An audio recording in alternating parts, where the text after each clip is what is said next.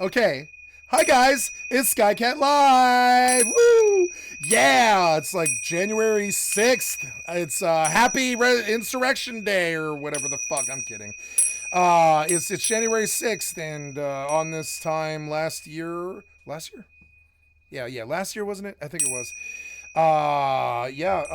Some good patriots tried to retake this nation from the insidious, blood-sucking politicians who have not had a single platform in 50 years.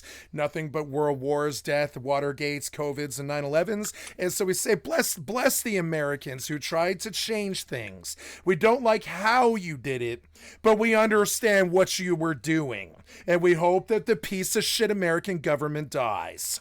Okay? That's what we say on January 6th. We hope that the do nothing, defunct, filibuster ass, fucking bullshit ass, do nothing Congress, right? Hopefully they don't. I'm not talking about they themselves are personally hurt or die. I'm talking about let's hope that the institution of the American government dies. Let's hope it does. Because, those do nothing fucking parasites up in there. Say what you want about the alt-right or anything that those boys were trying to do on January 6th. We do have a very clear and present danger present in the American, in the manifestation of the American government in 2023. We have a clear and present danger. I'll use the same exact language that the CIA would use to describe me. We have a clear and present danger with the parasites that have taken over this government. And say what you want about Proud Boys or right wingers or anybody who showed up at January 6th to try to take that shit by force like fucking idiots. I would never fire a shot or ever harm anybody. Some people got killed that day, and we do not condone the violence, and we say fuck you, traitorous assholes, for trying to take it by force. You know that is not how this works. But what we can do is we can show up and vote in the same numbers that we did in the insurrection and actually cast these people out. You guys don't do that, so you know. And that's, I mean, if we voted in the same numbers that turned out for the insurrection, we'd actually have change in the government. So yeah, so I need you to vote to get these pieces of shit parasites of the Democrat and the Republic parties out of here. I want them out of here, both of them. Democrats and Republicans, I want them fucking out of here. I want their defunct bullshit, tax fucking theft, fucking protect the billionaires and rich tax lobbies and all this other shit, and lobbies and shit for our oil interests and our gun interests and our fucking NRAs and our fucking wars overseas and our fucking, you know, arms sales lobbies and all this stuff, right? I want the corrupt pieces of shit in the Republican and Democratic Party the fuck out of this goddamn government now, and I support the January 6th insurrection. I just don't support the fucking style in which they did it. And don't get it twisted. I would have been there too if there wasn't weapons, if there wasn't crazy people, if it was actually a freedom march like Selma, where we just come to the front door of the White Palace and we say, well, your time here's done. You know, we won't hurt you or fire a shot at you, and we're not going to hurt you if you come out the front door. We're just going to stand here and we're going to say, you know, no violence, no bullshit like the alt-right wants. We cannot have you running this government anymore. You have run a pedophilic sex cabal in charge of all the billionaires of the world. Let the lobbies take over our government and support only the interests of the rich white man. And I need to cleanse the American government. And so we say, bless those boys who tried last year. We say, bless them. But we don't say, fuck, but we say, fuck them for their fucking piece of shit, worthless violence, their low IQ approach, and their menacing and their terrorization of my American people. But yes, we do need to get that fucking parasitic do-nothing Congress out of there. We do. But we need to do it with legislation and votes. We don't do it with guns and tasers and fucking bear mace like crazy alt-righters living in some kind of compound in fucking Waco or fucking Ruby Ridge or something like that. We don't do it like that. We don't do it like that. We get the piece of shit parasites who haven't done anything, not a single platform in 50 fucking years beyond Obamacare, and we get them the fuck out of here. And I don't know how we do it, but we definitely don't do it with violence or shoving or pushing or chains or cuffs or any of that shit. Any of the shit that Hans Scharf and the Nazis fucking taught the American establishment, like fucking CIA and FBI, and your fucking Gestapo tactic, horse tactic bullshit, fucking let's get it with gas grenades and fucking truncheons and fucking fascist bullshit like those idiots on January 6th did, right? Or we could show up and be like, we voted you all out. We don't want you here anymore. We can change the laws if we want to. You can resign peacefully, or we can just vote you all out. We'll just vote you all out. Democrats, Republicans have obviously stopped caring about this country in any verifiable or veritable way.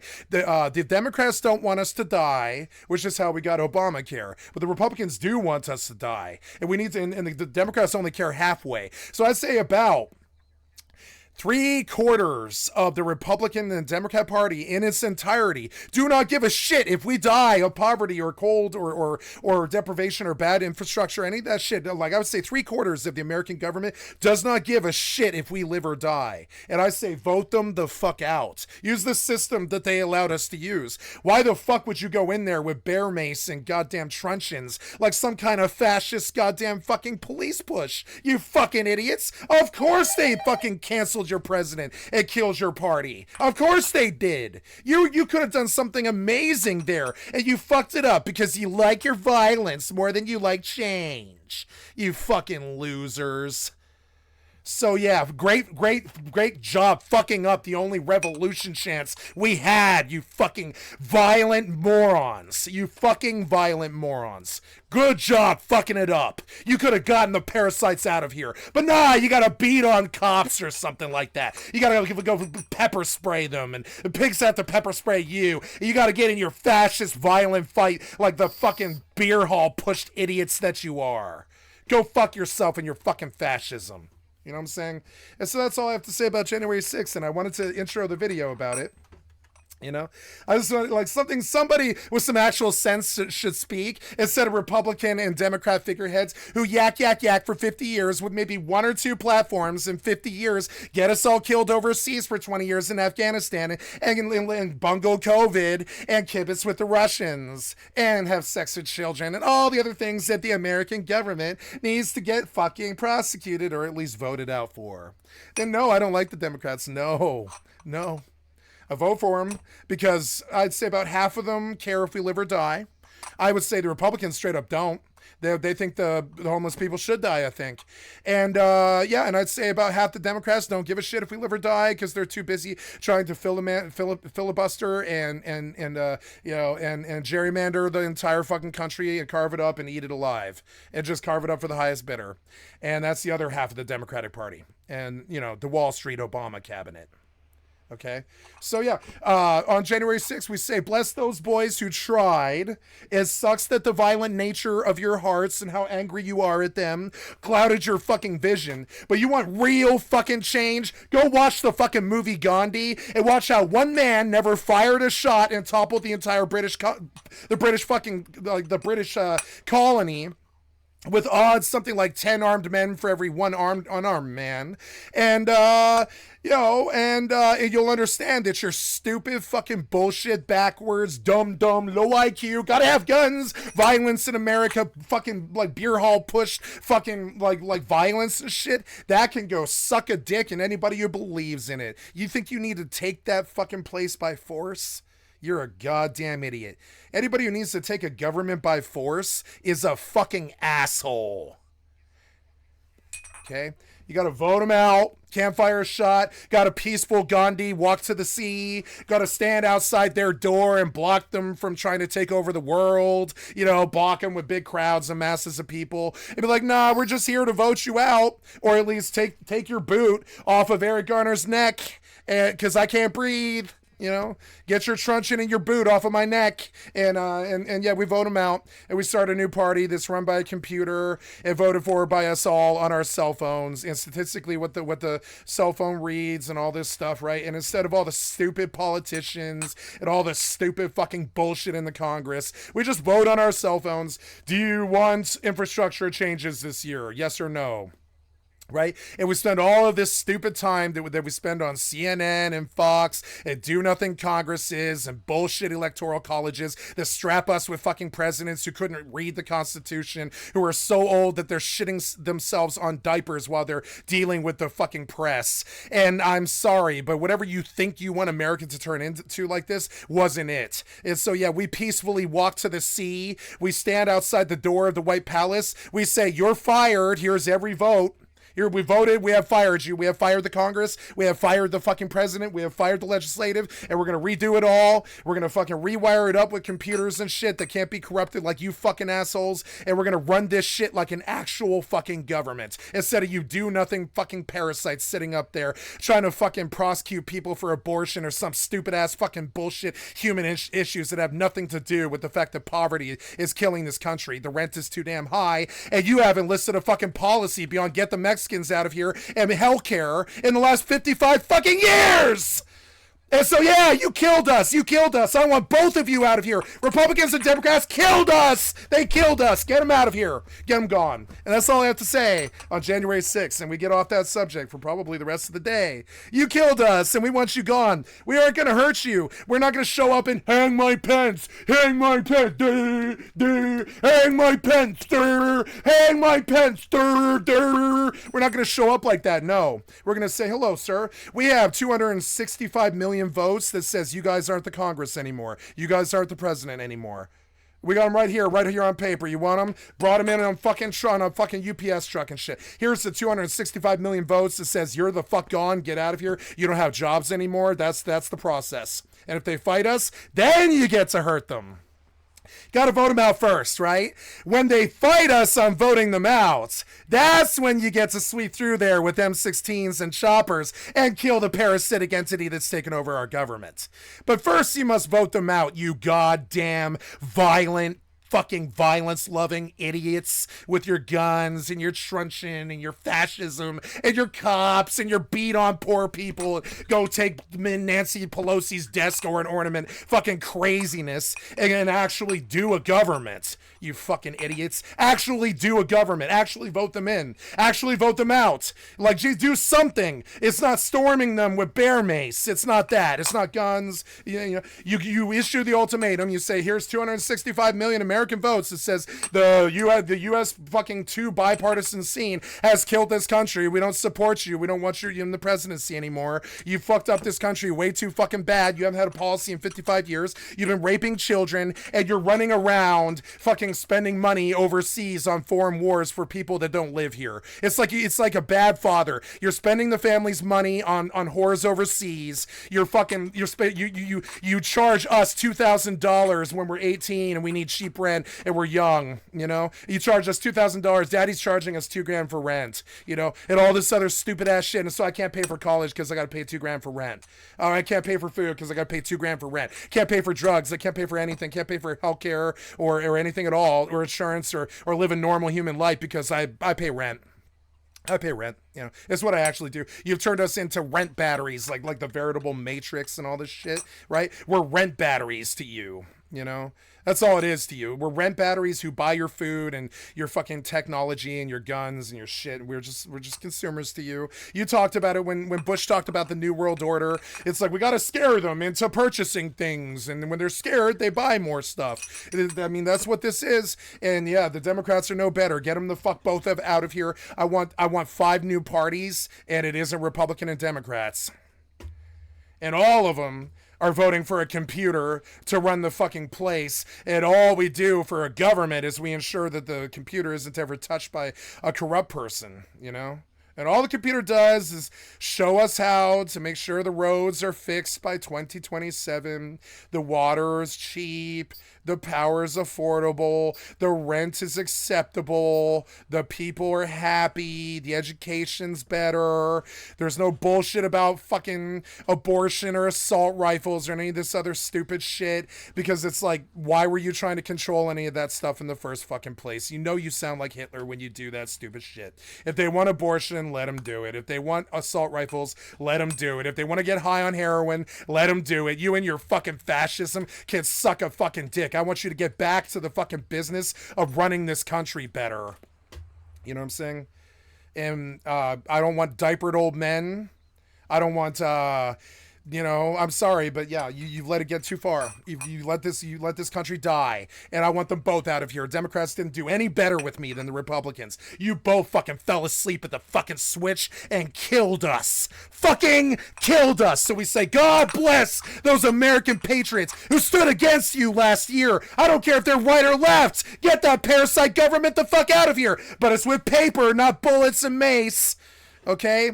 Get it right, you fucking violent morons. It's with paper, not bullets and mace. It's not Nancy Pelosi's desk figurine, you fucking jack-offs. It's a fucking paper system of votes. Get these parasites the fuck out of here with the system that they allowed us to use to do it. Otherwise, you're just gonna get in armed conflicts with our army, you goddamn idiots. Bless the Patriots for caring. But Jesus Christ, I wish they had a fucking IQ. I wish they had the good God sense to watch Gandhi. You know what I'm saying? Learn a little bit about somebody who didn't have to kill anyone. You fucking worthless pieces of shit. Oh, wait. 1 in 5 Americans are illiterate. Thanks, American government. Yeah, it turns out that, 20% of Americans are illiterate. They don't know about Gandhi because they can't spell the word Gandhi. 20% of us, that's 1 in 5 of us, cannot read. Can't spell the word Gandhi, don't know what Gandhi did, you know what I'm saying? And this is the American government's fault. The American government caused the fall of the American government when the American government caused the fall of the American education system. And so, yeah, I'll spell it out for you guys if you don't really know. The American government has killed us, and we now have a blood vendetta with them, right? They've killed us because they killed the education system. Now we got 1 in 5 illiterate Americans who don't know how to go Google the word Gandhi because they can't read. And then they could go learn about a man who did January 6th without ever even, I think, breaking a bone. Their bones got broken by the fascist pigs, but no, and at no point did Gandhi's thing ever even fire a shot. Not any of them. There was fights that broke out that he couldn't stop, but there was, and this is the thing. If he can do that 100 years ago, we can do anything that we put our fucking mind to, especially now. It's easier now. We have computers to help us and all this shit. You want to storm in there like crazy, fascist, Nazi, fucking truncheon, fucking war pigs? You want to storm the White Palace like fucking crazy Nazi war pigs? Trust me, I do too. But not without due process first, you fucking idiots. And yeah, we're going to toss out your fucking traitor and ban him in all 50 states for the votes because he's a traitor. You know what I'm saying? He didn't do the due process first. He just fucking tried to steal it. He's like, the great big lie, the great big steal. Yeah, you stole it. You stole it. You stole our chance at a revolution, you fucking traitor. And that's all I have to say about this.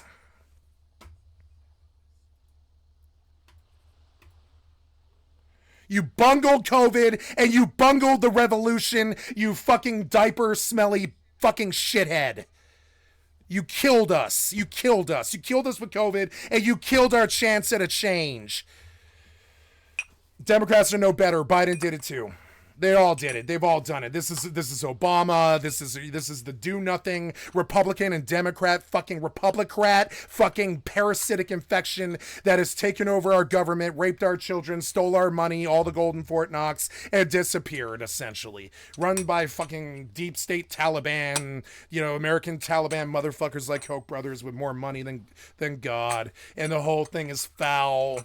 And yeah, I want to reset. And yeah, I know it'll be violent and scary, but I mean, I want to reset. I'm talking about like not a reset that's violent and scary, but like we show up at the White Palace and we say, "Hi guys, we've got voting tables and stuff, and yeah, we're gonna hold an impromptu vote. There's never been anything in this country that says we can't do that. And we, as the American people, we would like you to either digitally or in person vote to get both of these parasitic parties out of our country and out of this government."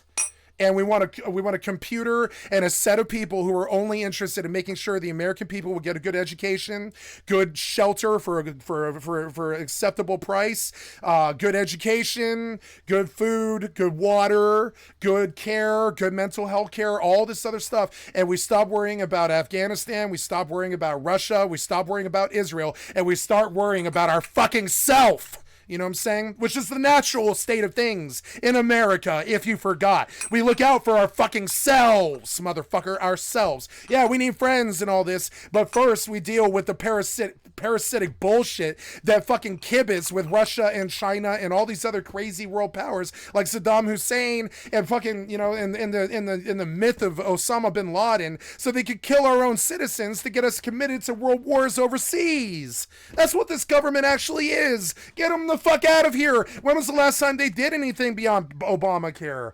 Which, by the way, I believe is pretty much something most of the world does. We want to really congratulate ourselves for it, but I'm fairly sure most of the world makes sure, not all of them, but most of the world makes sure that their people don't die of disease. I'm fairly sure. That was what happened when the Republicans and the Democrats got power for 100 years. Is by 1980s, it was fine if you died in an ER room, you know? That's what happened. I don't think these parties worked. It's a failed fucking experiment. Either one of them. Get them the fuck out of here now. And I've got to stop. I'm sorry. I'm going to stop now. So that's me. That's me inciting my own little digital revolution for a party of two. And I don't care. I don't care who watches it. And I'm going to publish that motherfucker too. You want to call it like anti-American? Yeah, I'm anti-American government. Yeah. I'm anti-American government. I'm anti-Democrat. I'm anti-Republican. I don't believe in them. I don't like what these parties have done to our world and our country. I'm anti-American government, whichever bipartisan way it swings. Don't like either one of them. Sorry. And I need you to understand that. I'm not represented. You're not getting my vote. I will not put you in power anymore. Your time here is done. You killed us, so I'm going to kill you. You don't get my vote anymore. I will not stand by. I will not condone actions from the Republican failure of my government that takes my people to war. I will not do that. Understand it?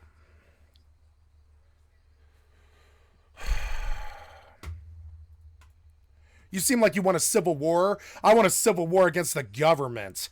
Fuck fighting the other side or whatever. I want something. I want something. You know what I'm saying? It wasn't January 6th. It's a vote. I want an emergency vote done through cell phones, run by the government, where they're like, all right, download this app and you're going to vote on the IRS website or something, right? And they're like, do you want the current government to exist how it currently does? No. I think you get an 85% vote of no. And then when the government understands that how they've been doing things is entirely unacceptable to the actual public, and we're so nice to you because you are trying to help us or whatever in the end, that we don't like kill you all when we storm your White Palace, you know? We didn't kill you all when we stormed your White Palace. You can tell that we want to work with you, but you are like a foreign army who has taken over our government. That is how it feels to me. It's like a foreign army took over our government and has now co-opted us and talks about fucking building a wall for the Mexicans instead of infrastructure. You know, yeah, the only infrastructure that Trump could push was the infrastructure that didn't actually help the country in any way or form. You know? And so, yeah, a logical person would say, why was this traitor in power for 4 years? Now, you couldn't say the same thing about Biden because the only thing Biden ran on was Build Back Better. You know, the only thing. Well, and getting us out of Afghanistan, which Obama did. Yeah, Obama did get us out of Afghanistan finally after 10 years of trying. Right as Joe took the mantle. And I say, why did the Democrats and Republicans put us in war with Afghanistan? What has Afghanistan ever done to us? You're going to say 9/11. I say you're an idiot.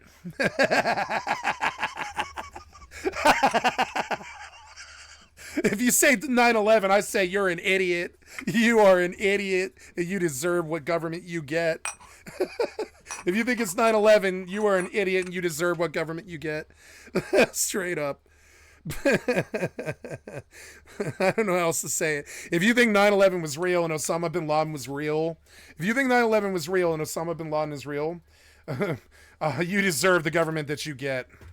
So I'm sorry. If you fell for that one, you're a fucking idiot and you deserve the Republican and Democrat government. You deserve nothing. Do nothing, Congress. You swallowed that lie. I got some swampland in Florida for you. You know, it's like, yeah. So Osama.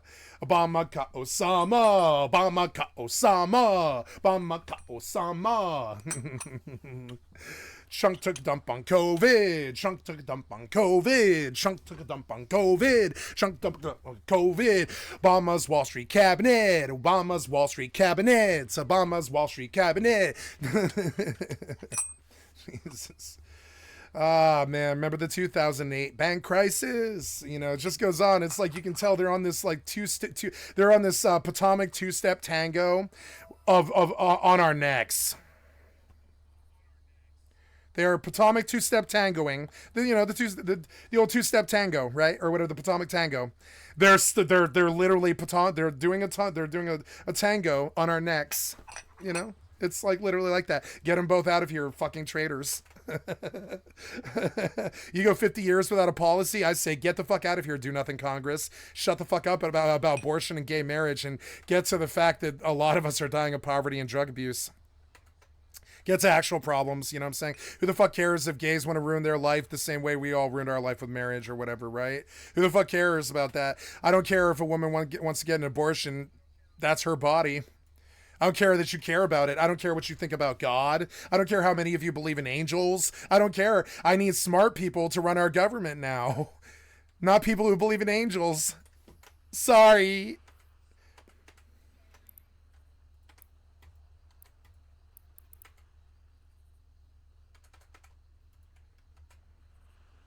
Turkey Tom lore. Only old heads of the Tom Dark channel will remember. Will remember. Now, only old heads. It's okay to like angels. It's okay. I'm not getting down on it. I'm just saying there is a direct correlation between Christianity and the decline of contemporary America. Angels are wonderful. And if you believe in them, that's fine. I believe in curses. You can believe in angels. It's fine. We all believe in something. That's fine. I'm not getting down on that. I'll say it much more clearly so you get the cold, underhanded, like really bad cut stab I took, right? Christianity destroyed modern contemporary America. I wasn't taking stabs at people who like angels. Angels are fine. Angels are good. Sarah Angel is my favorite Magic the Gathering card. Angels are great. You know, angels are good. God's good. Whatever. God's a good guy. Or woman. Whatever. But Christianity destroyed modern contemporary America.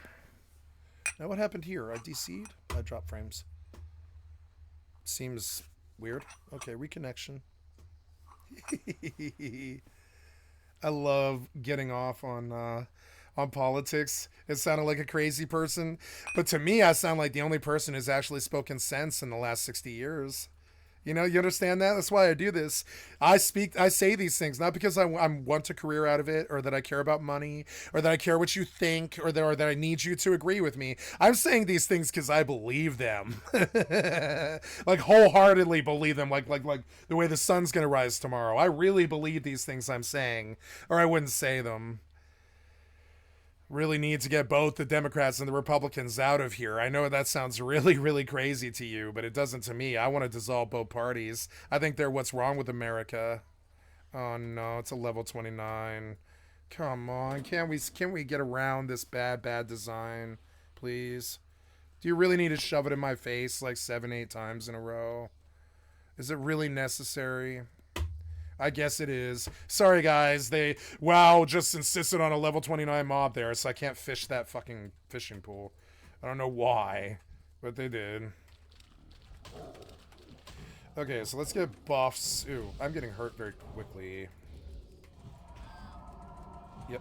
And then 6, and then my staff, and then cat form.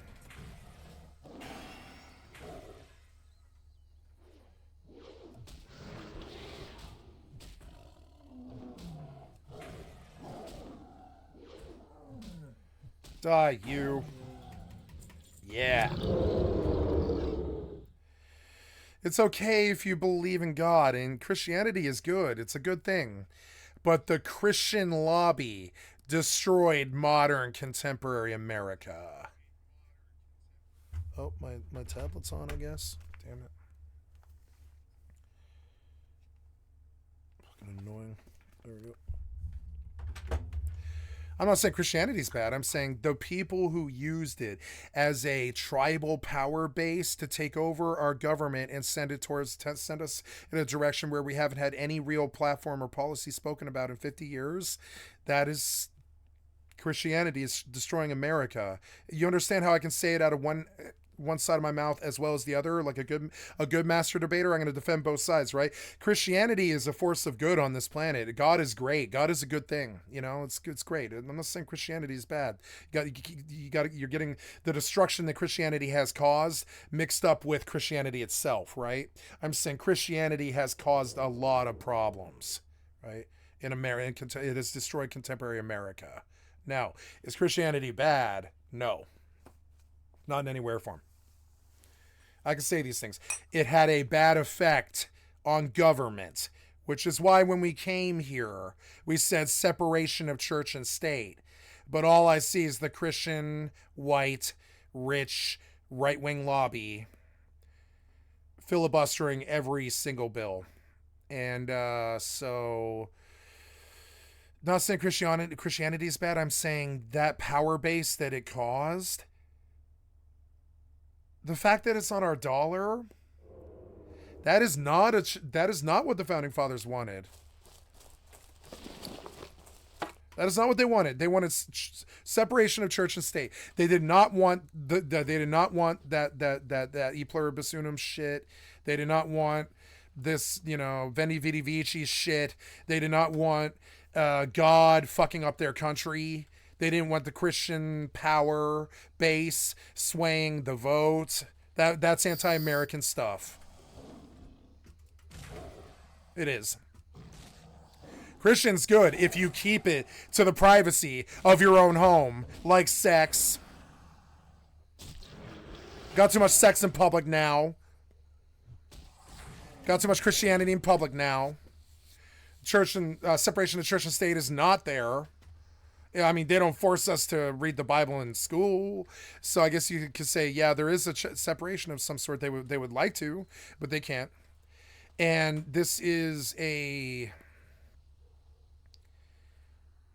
don't know. I'm gonna leave it there. I've been too hot topic today, but I figured on January 6th I would engage in my own little bit of rhetoric. The only person talking some goddamn sense in the entire fucking world. Long time ago. Well, maybe David Icke or whatever. I played Minecraft with a person named Meowba. We're going to get off the subject. Meowba. Now, Meowba was essentially the antithesis to Jellybean. I did a video about this on my main channel. So this was kind of at the peak of, you guys remember, the PNG tuber cringe? It was, a YouTuber who would, have Minecraft in the background, and then they would, on the front, sort of in the foreground, they would have a little stick character like Turkey Tom does, like I do.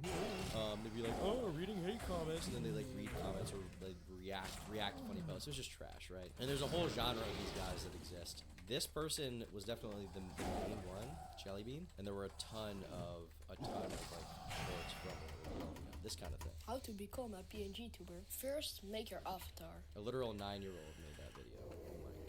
Are you ultimate surprised? PNG tuber tier list by Jellybean. Is Jellybean still posting stuff? I didn't even know this. Jellybean is still posting stuff. Well, good for her. She seemed like a nice, wholesome girl who just liked to post her little silly content and have fun. And she was blowing up a lot from these shorts that blew up a while ago. I guess we'll watch the most popular one, my name reveal. Name reveal? No. There's no way you guys want me to reveal my name. Wait, your name isn't Jellybean? No, my name isn't Jellybean. Why would you think my name is Jellybean? My parents didn't look at me and go, wow, we should name this one Jellybean. What is wrong with you guys? Okay. Since so many people are She is funny. Maybe I'll name reveal if this video gets 100,000 likes. But there's no way that's gonna happen. So let's just move on with the rest of the comments. I'm in love with the shape of you. Oh my god, it's... So it is pretty crazy cringe on an unheard of level, maybe. Okay, not an unheard of level, but it wasn't a pretty crazy level of cringe. There's no denying that. But Jellybean made this kind of content, and so, they blew up. And then with that, with the wholesome stuff, there was also sort of a darker side of it, and that was Meowba.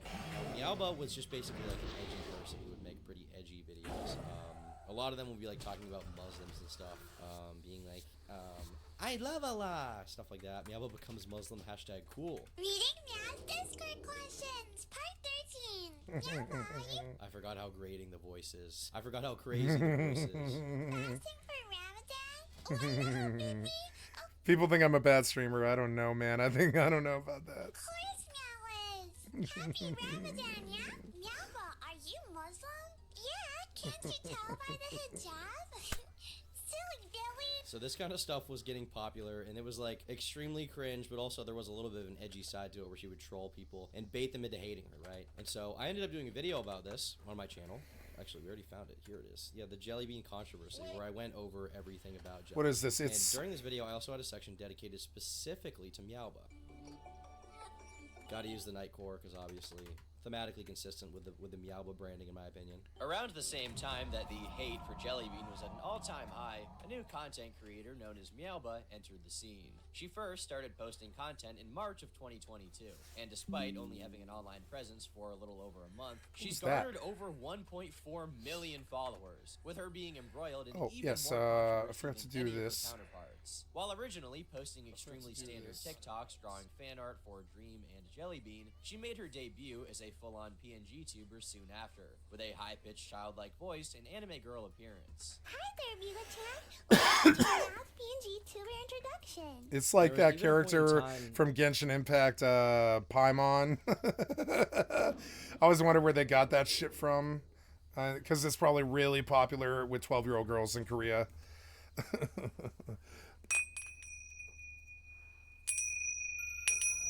Let's get all the bad men out of our government. Let's get all the bad actors, cyberbully pieces of shit out of our lives. Let's get all the bullies out of our lives. Let's get all the problems out of our lives. Yeah. Let's get the government, the bullies, and the problems out of our lives. We don't need such problems, you know? They're beneath us. When I actually played Minecraft with Meowba, it was like before this video. I played Minecraft with Meowba and did like a sort of an interview. You cannot find the video of me playing.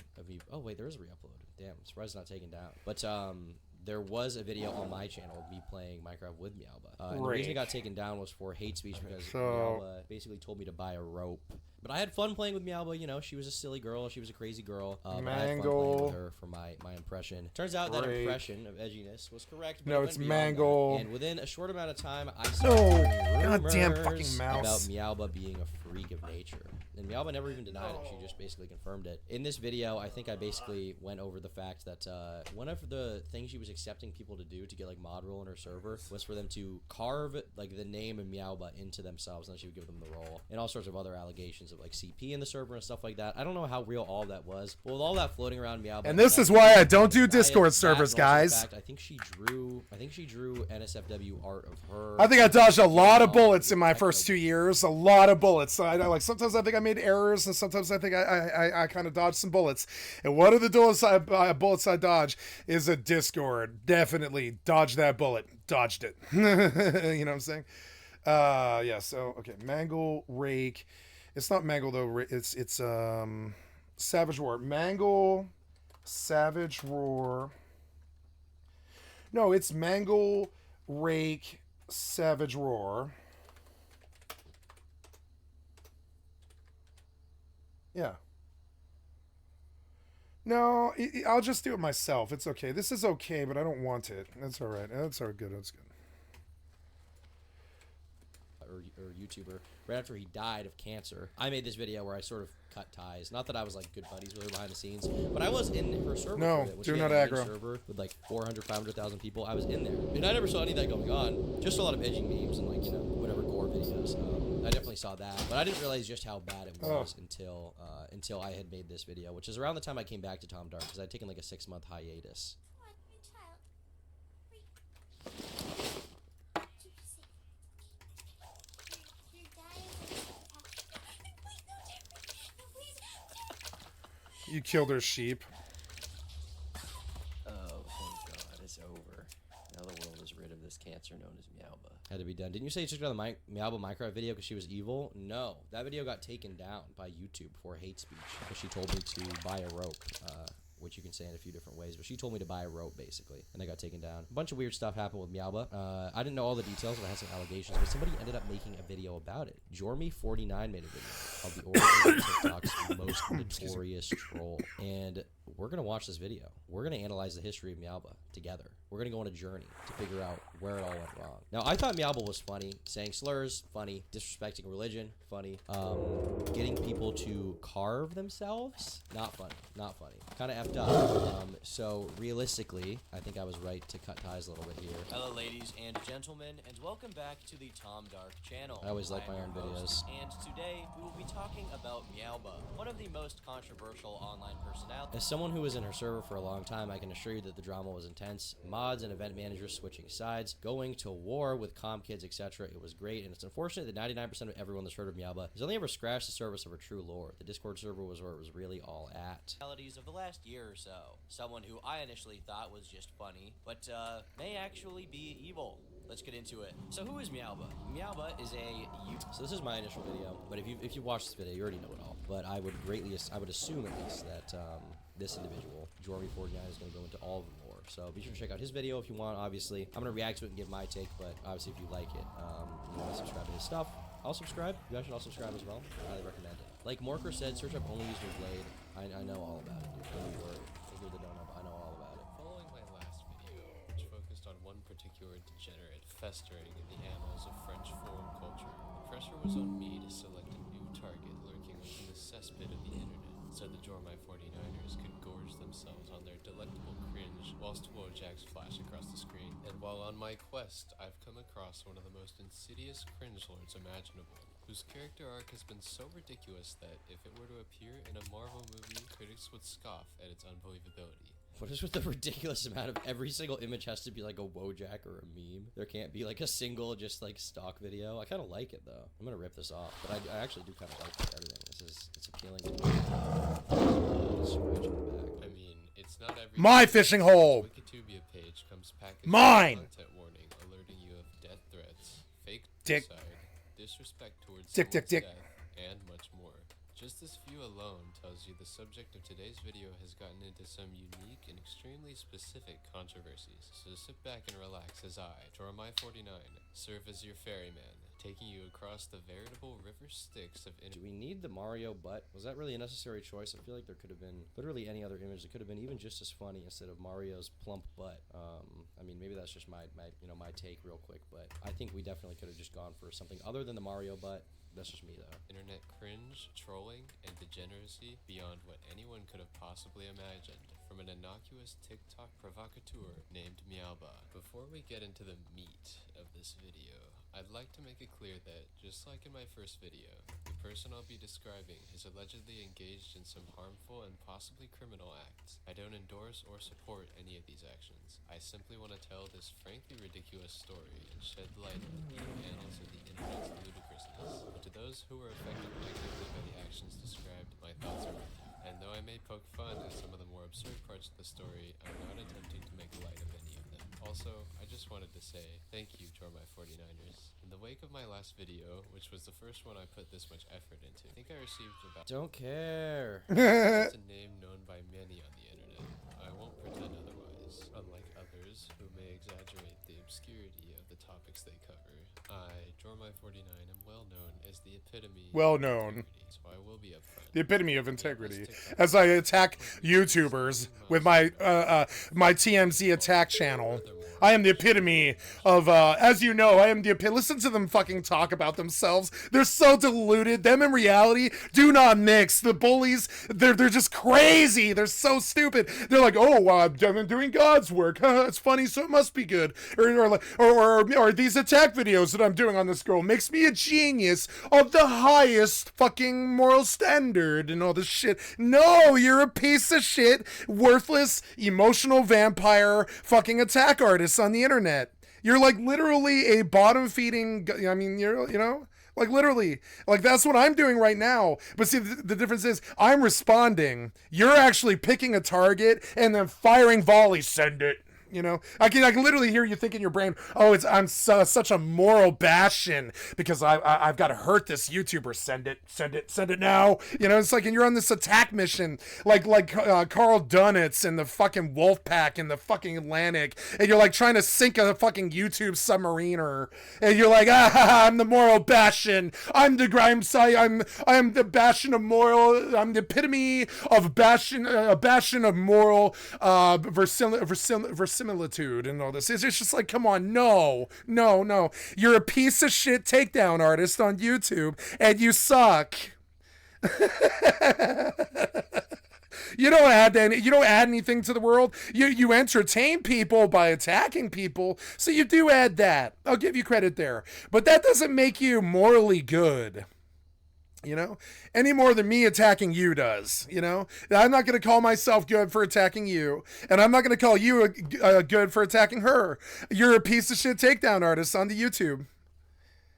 I mean, that's what you are. There's no. Everybody knows me. Listen to it. Listen to the way he says it. We're going to turn it up and listen to what his own self opinion of himself is. Now, this guy does attack videos about a VTuber, right? And now listen how he describes himself. Like others who may exaggerate the obscurity of the topics they cover, I, Jormy49, am well known as the epitome of integrity.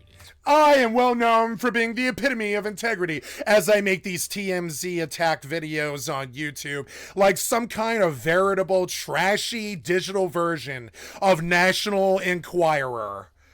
And you are so full of your nerd self that, Jesus, come on down off that cloud and come on down now. Come down to the real world with the rest of us. You're high on that TMZ attack artist fucking career, and you're getting those hits and you're getting that money, so you feel validated.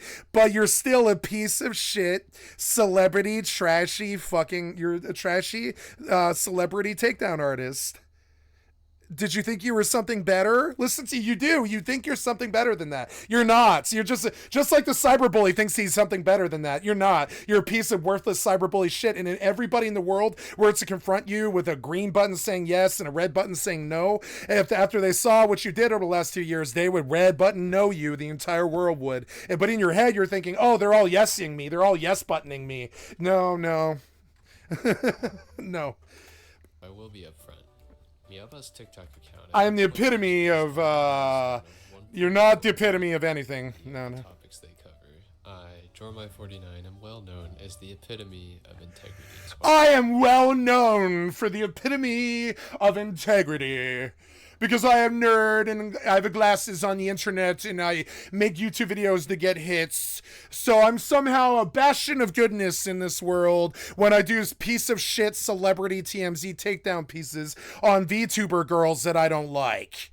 Just like that fucking Jax Films jack off. Just like all the other jack offs who do this. Oh, you're not the moral fucking bastion of the world for doing TMZ takedown videos on YouTube. That's what the actual reality is. I want you guys to eat it. I want you to eat the reality dick that I'm shoving in your face. I really am. Because it's the reality. It's actually what it is. It's what everybody would say. It's what CNN would use to describe you. Seriously, it's like, it's not just me. It's like, you know. Miaba's TikTok account at one point reached the astounding milestone of 1.4 million followers. Furthermore, she has been mentioned and even directly covered by popular commentary channels like Turkey Tom. Oh, good. So you hopped on board like after Tom did it, and you're somehow, what did you say? You are the epitome of moral rectitude or whatever he said. It was actually very funny. It was like, I'm the epitome of moral upstandingness. Sure, I imagine you probably don't break any laws when you're doing your TMZ takedown piece, but it's still a TMZ takedown piece. And I know you guys don't even know what TMZ is anymore because you're all 15-year-olds, but for 35 years there was this fucking television show that was on cable. 35 years or something it was. It was, or no, I'm sorry. It was like, I don't know, 20, I think. But it was like, God, what channel was it? It was like, the E channel, you know, the beauty channel, the E channel, right? Arts and entertainment or whatever, the E channel. And on the E channel was the TMZ, and all TMZ was like a celebrity gossip mill based around tearing down the careers of young hot celebrities who were on fire at the moment. Don't ask me why. So they'd be like, she slept with him, or he slept with her, or this guy likes child porn, or that guy, or this lady's a drunk, or this lady's a heroin addict, or that lady's fat, or Chris Brown beat Rihanna, and all this other shit, right? And that's what you are. You're the that's, I mean, we don't have you are the modern equivalent of that. You are the trashiest piece of shit on television. TMZ was the trashiest shit on television. It absolutely was. It was the trashiest shit. It was the most lowbrow, like totally vacuous. None of the information ever did matter, and ever, you know. I mean, it matters to understand, to know when Chris Brown is beating Rihanna. That matters, but understanding the name of Madonna's baby is not. And that's what TMZ did for 30 years. And so you're a trashy pulp YouTube takedown piece artist. I'm gonna take the TMZ out of it. You're a takedown artist. You're a trashy takedown artist. And you think you're the epitome of moral whatever. There. Mialba is a name known by many on the internet. I won't pretend otherwise. Unlike others who may exaggerate the obscurity of the topics they cover, I draw my 49 and Why are you showing the Luigi? It's so dumb.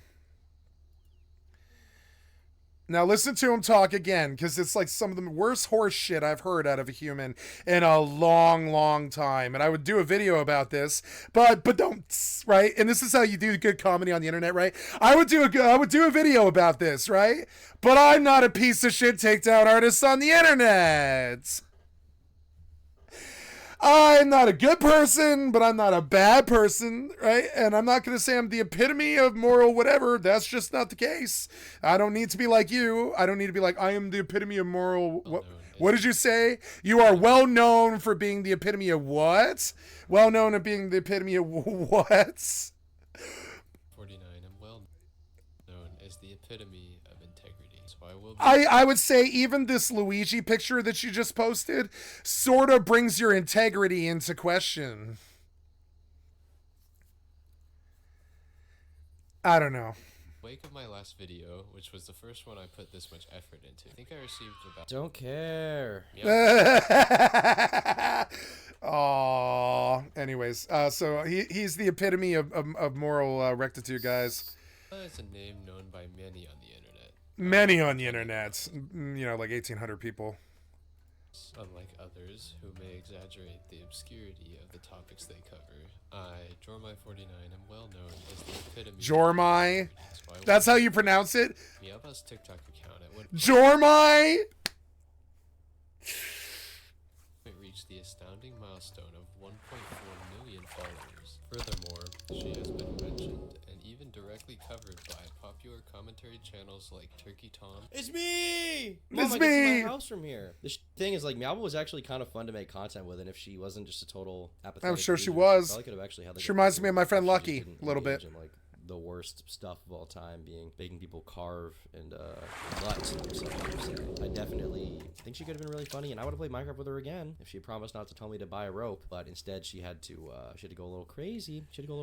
And this is the thing I won't understand. I mean, obviously, when I was younger, you know, I was on R9K and stuff. I get the edginess. There's definitely stuff like there definitely was a time when I was laughing at people like, you know, stuff like that. There definitely was a time when I was laughing at that. But it's hard for me to understand when people don't. Just a little bit. You know, it's hard for me to understand when people don't become a complete degenerate. Just be like half a degenerate, right? Be half a degenerate. Unless she was your cousin or something, that would be really funny. She's not though. Do we actually even know what she looks like? Mialba face reveal. Do we know what she looks like? I have to go home. God damn it. This one I think they said was like the real one. Obviously we don't even know. This was definitely the real Mialba. This one. Why she look like 11 from Stranger Things 4? Does she? 11 ST4. A little. I mean a bit. I guess a little bit. Not that much, but I guess I kind of see it a little bit. Just a little bit. Petition for more Juicy Mario Butt and future Tom Dark vids. No more Juicy Mario Butt that will be strictly off limits. Oh, this guy made a YouTube video called Meowba Face. Alright, so Meowba did a fake. British or something, Australian, whatever that is, immediate. Just click off. Obviously, but once again, like, I enjoyed making, you know, the Let's Play I did with her. I thought it was pretty fun, so it's too bad that she had to go crazy mode, but there's really just no way around it, you know. She was a little nuts. Oh, that's really mean. He's I really blocked her on mean. Discord over something before I made the video about her. She messaged me something to the effect of, like, she called me daddy or something. I think she called me daddy, or she said something about being a lolly. She was like, I'm a lolly, you're my daddy, and I was like, block, block, block, block, block, block, block, block, block, get her out, she's a lolicon, block. Yeah, bye. So I blocked her at that point. And I would then too. sometime later, I would is too. when I found out I won't about, lie. The dark stuff. I don't know about I didn't blocking make my video girls right away 'cause I that wasn't I posting on met. the channel, but I did make a I don't video think I would talking block a about girl it. that I knew. That's pretty crazy. And August the Duck. And it's But if it was a random girl, I would. Even like you know, like people think that all of the balding thirsty boomers are desperate and hard up for sex, but that's not my case. And like, I don't know, I don't like accepted. and like I don't know, like you get a weird message like that from some girl you don't know, and to me, that's like some dark rabbit hole into the psyche of another that I'm just not willing to take. And I'm not normal. I'm just, you know, I'm not into this. I'm not into that. I'm not into lolicon weird shit. No. live stream with the former. It would be unreasonable to assume that her name is completely unknown.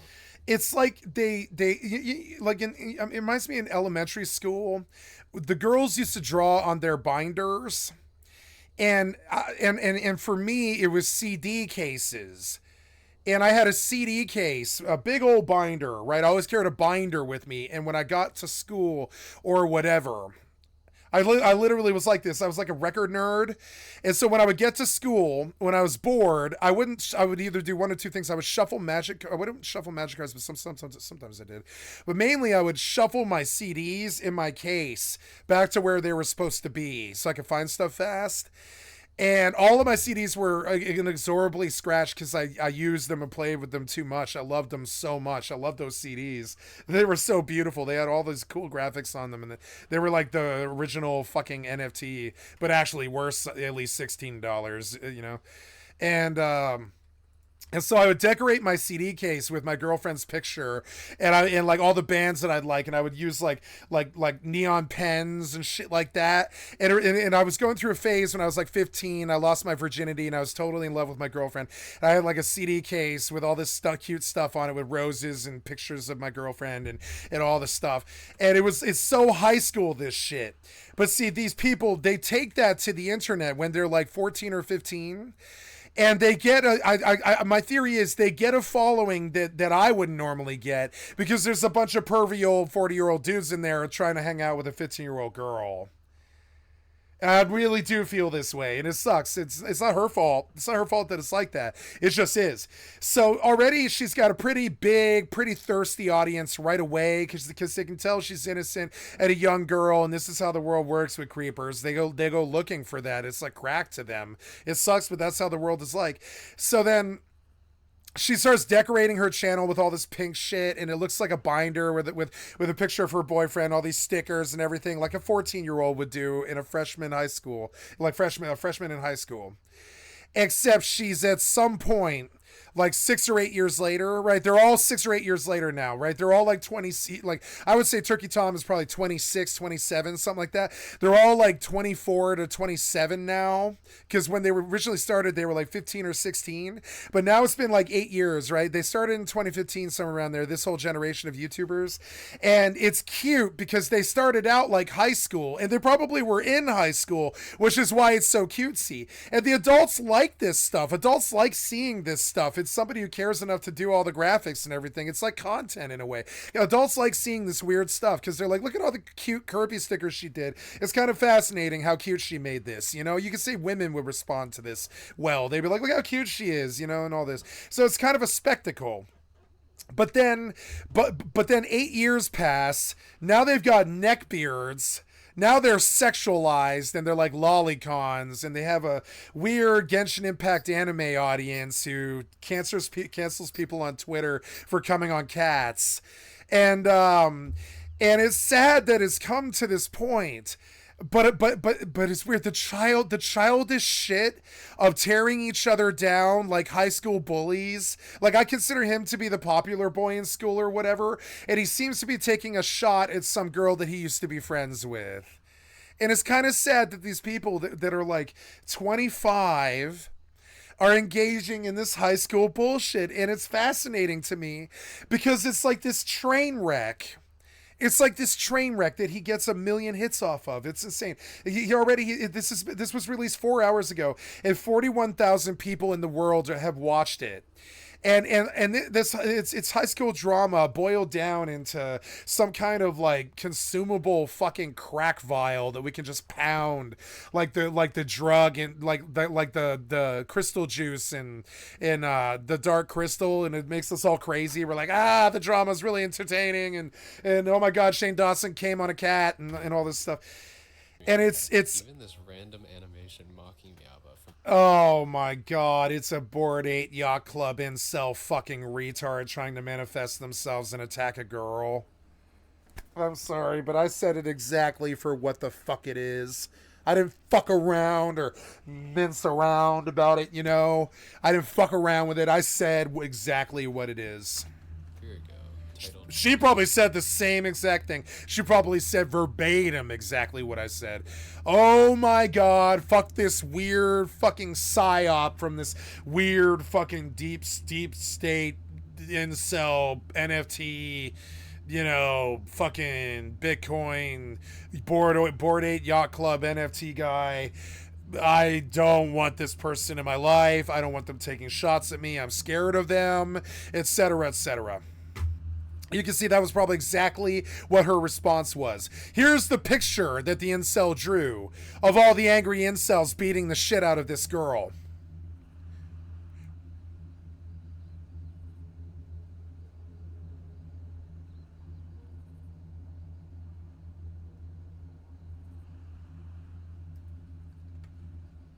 is pretty Sorry, I'm just stating reality. solid. You know I am. 2 million views. You know I am. I thought I coined the meow mid thing. You know I'm right. This Because on my Like Kurt on, Cobain. What was it? You know I'm On right. my videos I said meow mid. Meow mid. I thought I coined this. Wait. Hold on. Oh. Okay, so this comment is from. Can I see the exact date? It's 1 year ago. Hello, it ladies. says. So well, I must have commented the same day, November 25th, 2022. Meow mid. Okay. This is from April 15th, 2022. So I ripped them off. What the? I mean, I guess I do like I that. thought I came It up is with good. it, dude. I thought it was all my swag, not this person's swag. Well, whatever the case. random animation mocking Meowba from a year ago, titled Meow Bid, which I have to admit is pretty solid. Got almost 2 million views, by far becoming the creator's most popular video on a channel with 45,000 subscribers. With metrics like these, it's That is pretty crazy because she was. People kind of forget that she was like really famous. I mean, TikTok famous doesn't really mean that much, but is this her new account or something? She's still around? I thought she wasn't even around anymore. Reading Meow's Discord question. Oh, Meowba, do you still like oh god. stream? Oh, that's a controversial question right now. Yes, it is. Meow, we'll get back to you on that one. They have Yes, different good answer. This one has- I'm gonna learn from her. Definitely has- She is good. She's skilled. She's good at what she does. She's got 200,000 followers. Jesus, like she's good at what she does. Oh, she's kawaii IRL. She's kawaii. She's a cute little native girl, and she's fighting the Howlies. It's cute in real life. I like her, I think. It's cute in real life. She's a kawaii girl fighting the Howlies.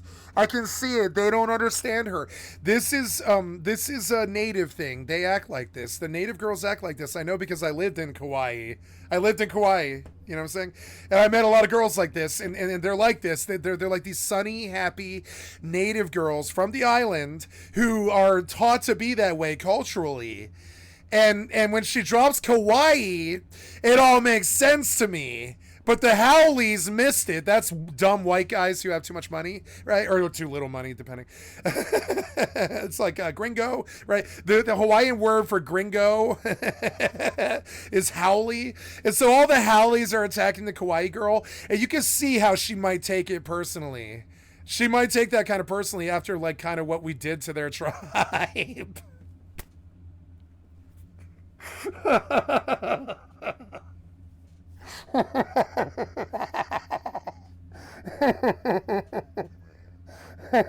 That is not a white girl. You can tell her voice sounds exotic. And I was like, where is she from? I was thinking Standing Rock, which is crazy. But I was like, I didn't think Native American. Or I'm sorry, not Standing Rock. I didn't think Standing Rock's not what I thought. I thought Northeast America, like Michigan. And I pegged her for Latina. Oh. I'm gonna die. Oh no. Oops. Oh, I'll just go that direction for a while. And yeah, it sucks because I see some sexism here. I see some men with bigger numbers just kind of coming down and punching downwards, and I see some cyberbullying here to a degree. But I mean, this is also probably really good for her too. So whatever. There's no such thing as bad publicity. So maybe in a way he's showing her some love. But I mean, look at the fucking title. You don't think that might be hateful? You don't think she might be crying right now? I bet she's crying right now. It's like a bunch of male internet bullies taking shots at women. Got taken down or something, or it was like 900,000 followers. Now he was respectful in this video, but well, except for calling her a degenerate. But she did some things, you know. She did some things. She got some kids to cut themselves. She is a degenerate. So I guess, but I don't know. I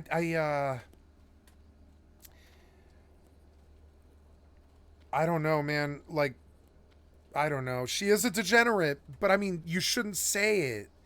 It's takedown bullshit. It's takedown bullshit. You know it is. It's like you're just trying to take someone down. You're not helping anyone. You're just, you know.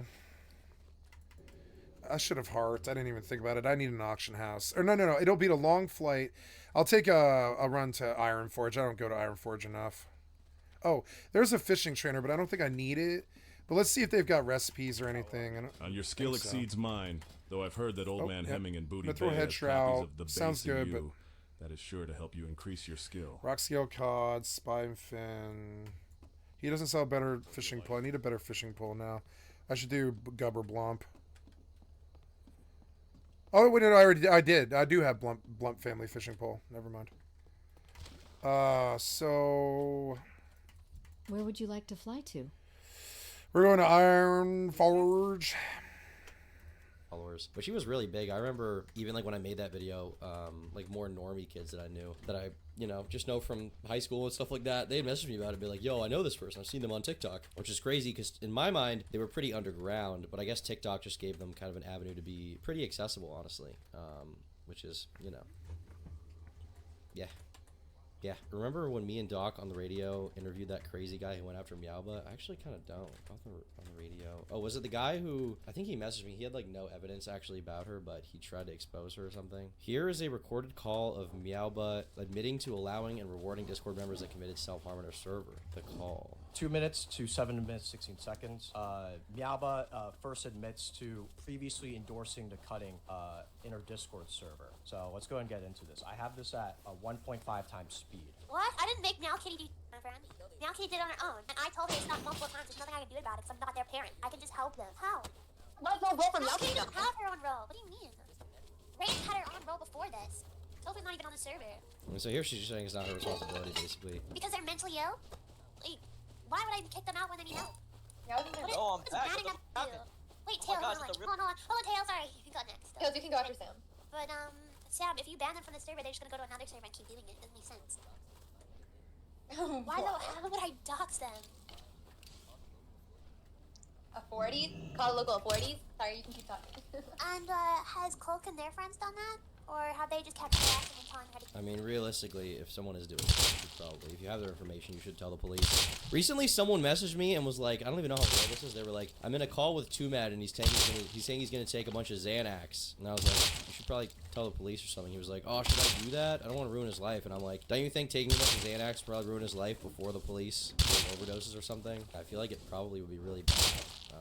To do that. But this guy was just like, yeah, I don't know if I should do it. I was like, don't be an idiot. Just call the cops or something. You have his name. You can probably find his address pretty easy. Tell the police if he's going to do something dangerous to himself. ...himself for her actions. I think it's the latter, right? Second one? Yeah. I don't know where she lives. Are you, like, coughing or laughing? Do you have COVID? You have COVID. Okay. Anyways, what Tofu does is none of my business, but... Yeah, I mean, I do agree that the cutting thing was wrong. However, that doesn't make me a groomer. So, yeah, and so am I mentally ill. We're all mentally ill here, man. Let's be honest. Everyone here is mentally ill. Yep.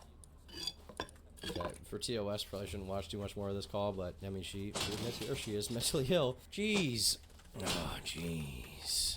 I really like Meowba too. Really is a shame she did this, but at the same time, not even that surprised because I've seen worse stuff regarding VTuber fans. I mean, this isn't just normal VTuber fan stuff. This is crazy. Don't call Meowba based, okay? She may have had one based moment. Doesn't mean she's based. Generally safe to say that the topic of the video was at least somewhat trending, reaching far more people than it would have otherwise. However, what I will say is likely unknown is the depths to which her depravity has sunk behind closed doors, as well as, to be honest, her humble beginnings. Because for every goofy rage bait trolling attempt that leads to an addition to her controversies page on Wikitubia, like when she referred to those offended by her use of the R slur as the disabled... That was epic. That was kind of epic. There is something I admit that was epic. disturbing she got up to in the depths of her Discord server, but we're getting ahead of ourselves. You can have an epic moment. You can have an epic moment and be a horrible person. You can have an epic moment or two, okay? Okay, you can have an epic moment. We know she had an epic moment. Stop spamming based in chat. I can already see it. Not even looking. Yeah, you are people. You are doing that, aren't you? For now, let's look at where Meowba made her start. At the very beginning of her online presence, Meowba was not Meowba. I find that so often we come to associate a person with a username so strongly that we cannot imagine them creating content under another name or another brand. Perhaps this is the reason it is so trippy to see the online activities of the humble uwu girl. Why is this video recommended? Mommy ASMR isn't that bad? Yes, it is. Animator By Gobson. Now you see what I did with the title of this chapter. That's right, Meowba got her start as a wholesome animator named Peachy Cub, who touches on important topics like death and grieving. Is that real? Can you actually tell it's her? Peachy Cub. Peachy Cub. Oh, she was a meme, an animator? I mean, I could see that. I just don't know if it's her. Happy or mad? Oh my god. I think we're not going to play that. Copyrighted music. So this is just like furry animation meme stuff? I mean, that's pretty cringe. Pretty freaking cringe, but not really surprising either. Plastic meme, happier. Why is it is map as in minor attracted person? Her meme gift for Lolly the Neko cat, so it probably is. So it wasn't really that wholesome. It wasn't that wholesome, it was kind of degenerate from the start, bro. From the freaking start. Not my hair map. Or is it like animation peep? Animation meme? What is MAP standing for in this context? Oh, multiple animator project. Okay. So I guess it wasn't that then. I guess just with the lolly thing, I thought it was probably that. And she probably did like that later on. X emoji X meme gift for Zex Monster. 13 plus. Ooh. Guys, if you're under 13, you can't watch this. You gifted this to someone? What an amazing gift. If someone gave this to me, I'd be so... If someone made something like this for me, I'd be like, oh, you were my day one. Nah, bro, you always had my back, bro. When you hit me with that map, with that animation meme map, I was like, bro, that's for real what I needed, homie. Oh my god. Oh my god, that's what I needed. Through the canvas of amateur animations about furries. I know you won't believe me, but come on, you guys are gonna love this.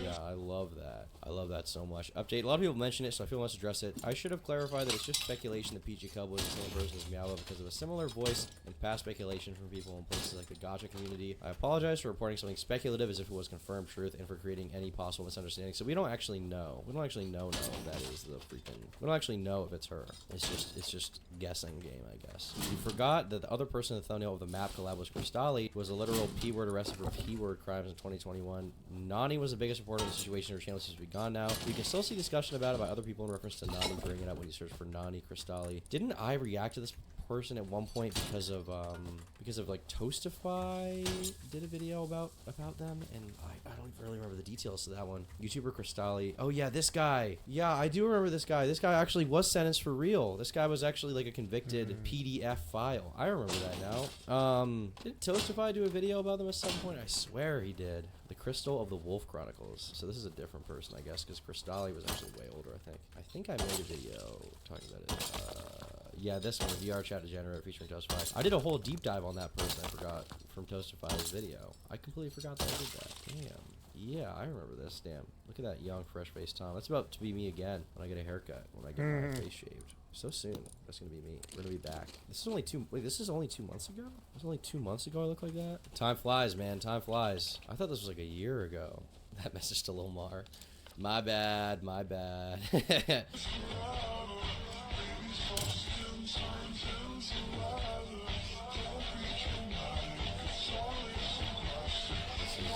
I wonder if I'm gonna have to age restrict my video, because that furry guy straight up just died. that was good. Really intense. Getting. I won't rag on it too much though, because at the end of the day, the Peachy Cub account represents a more innocent era within the overarching Miaba story. They even made multiple connections within their niche little animation community. Hold on, did I see myself right there? Hold on. The more innocent. This guy just era slammed within the overarching community. Wait, dude. Community. That's me right there. Actually, maybe that's me. Maybe that's me.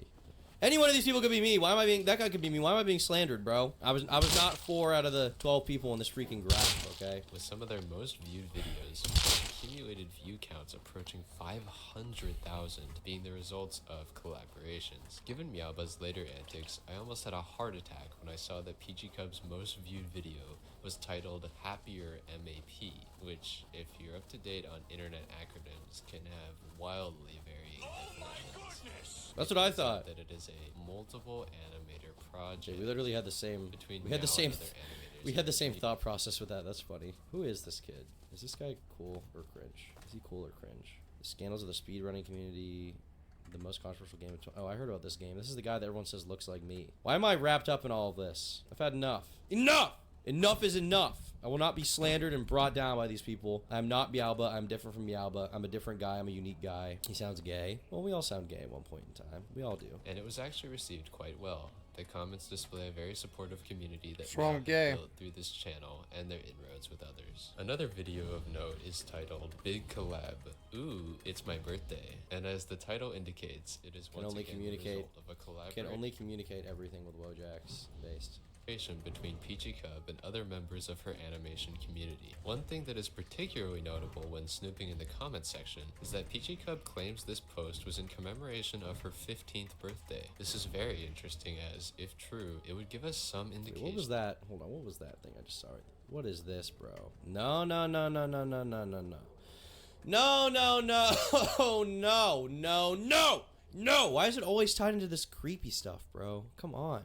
As There's no reason. It would give us some indication of how old Miaba is today. Why are you wearing the Cole from Fish Tank hat? Because Cole's my boy. And how old she was when the controversy surrounding her was at its peak. Ooh. Another, and admittedly darker train of thought this comment brought to mind for me was that this whole account was ironic or satirical in some way, and that this self-reported age was a lie. After all, it does seem rather stereotypical in its internet cute speak and little emoticons. And the most natural conclusion when considering the actions of a soon-to-be troll is that they were always trolling. However, I can't find any evidence of this, so I'll leave the conclusions up to you all. Was Miaba always being disingenuous to gain a following, or did they truly change that much as they aged? But I digress. Another thing eagle-eyed Jormai 49ers out there might have noticed from this screenshot of the comments section is that there are actually various comments here referencing what Miaba has gotten up to in later years. For example, one user commented, "It's sad to see a beautiful animator turn into what now? A fatherless PNG tuber?" Okay, were they really a beautiful animator? Come on, don't be. I mean, I guess they were animations, but they're pretty, like, trash. I mean, I'd even say this is worse than the animations I used to do back in the day. And the stuff I used to do was terrible. This is a little Turkey Time lore. If you go on my channel, and you go to my oldest videos, dark stuff, dark times, guys. Whoa. Whoa. Today, I'm gonna make a video video about Minecraft. Let's hope there are no editing errors in this one. Who 5 years ago had find the WASD. That is insane. Since 25th, really. That is absolutely insane. We're just gonna click off that and forget that happened. Yeah. We don't need to know. We don't need to know. At least used to animate. Most animation meme animators just do tweening and call it a day. I mean, I guess it's animating, but is it really animated? What's with the eyebrows? Did I not draw? I thought I drew eyebrows. Did I not draw eyebrows? Hold on. No, I definitely drew eyebrows. Come on. There's no way I didn't draw freaking eyebrows. I guess I didn't draw A gold. Ooh, 2 gold. 14. Did they draw eyebrows in Family Guy or no? I guess they kind of don't. Well, I guess they don't. No, wait. So that must have been literally the reason I didn't do it. Is probably because Family Guy didn't draw eyebrows, and I like Family Guy. Although I wasn't like directly inspired. Of course you did. Necessarily, but I definitely got the art style basically from Family Guy, which is like, you know, very simple art style, easy to replicate. So, but damn, that's some old Turkey Tom lore. Someday we'll do a video going through the old Turkey Tom lore, the history of Turkey Tom. That'll be a fun stream. What a great video. I hope she didn't do something worse than I can imagine. And poor grammar aside, we'll come to know what they're talking about. Overall, the Peachy Cub account in general has little bearing on Meowba's later controversies, which are the primary focus of this video. I just thought I would be remiss if I didn't mention everything I was able to dig up on Meowba's past, especially something so starkly different from what she would do later in her online career. But we still actually, it's not even confirmed that is her for real, right? We don't actually know. Whoa, little Turkey Tom music. Let's go. The Meowba TikTok account began uploading in March of 2020. Not that I own that music, but I do use it. Little Turkey Tom music. Just gonna take a little liberty here and say that's a little Turkey Tom music going on. Nothing wrong with that. And when it first started, you wouldn't be remiss for assuming that the Peachy Cub of old was still alive and with us. This is because the Meowba name was actually first attributed to an innocent-seeming TikTok account which drew fan art for content creators like Dream and Jellybean in order to draw people in. Get it? Draw them in? Just came up with that one. There's no good. That was good, man. That was However, good. before No, long, don't even Meowba don't even shame yourself, bro. Listen, have some self-confidence. That was a good joke. You're trying your best. You did a good job. Okay, you hit him with that. Let's run that back one more time so people can appreciate that joke because you did a good job. You did a good job. It was witty. It was unique. It was special. It was epic. Brody TV says we all map when Turkey Tom pull out old vids. Brody, we had a conversation. No more of that, Brody. Brody TV. I had to cut out like 5 jokes like that from our video, Brody, okay? No more. No more. Hey, what's up, Cheeto and chat? How's it going, bro? Attributed to an innocent-seeming TikTok account which drew fan art for content creators like Dream and Jellybean in order to draw people in. Get it? Draw them in? Just came up with that one. There's no need to apply. However, before long, Meowba would make her debut as a PNG tuber. If you're not aware, PNG tuber is a content creator who essentially uses a 2D image with various different expressions in order to represent themselves as they speak to their audience.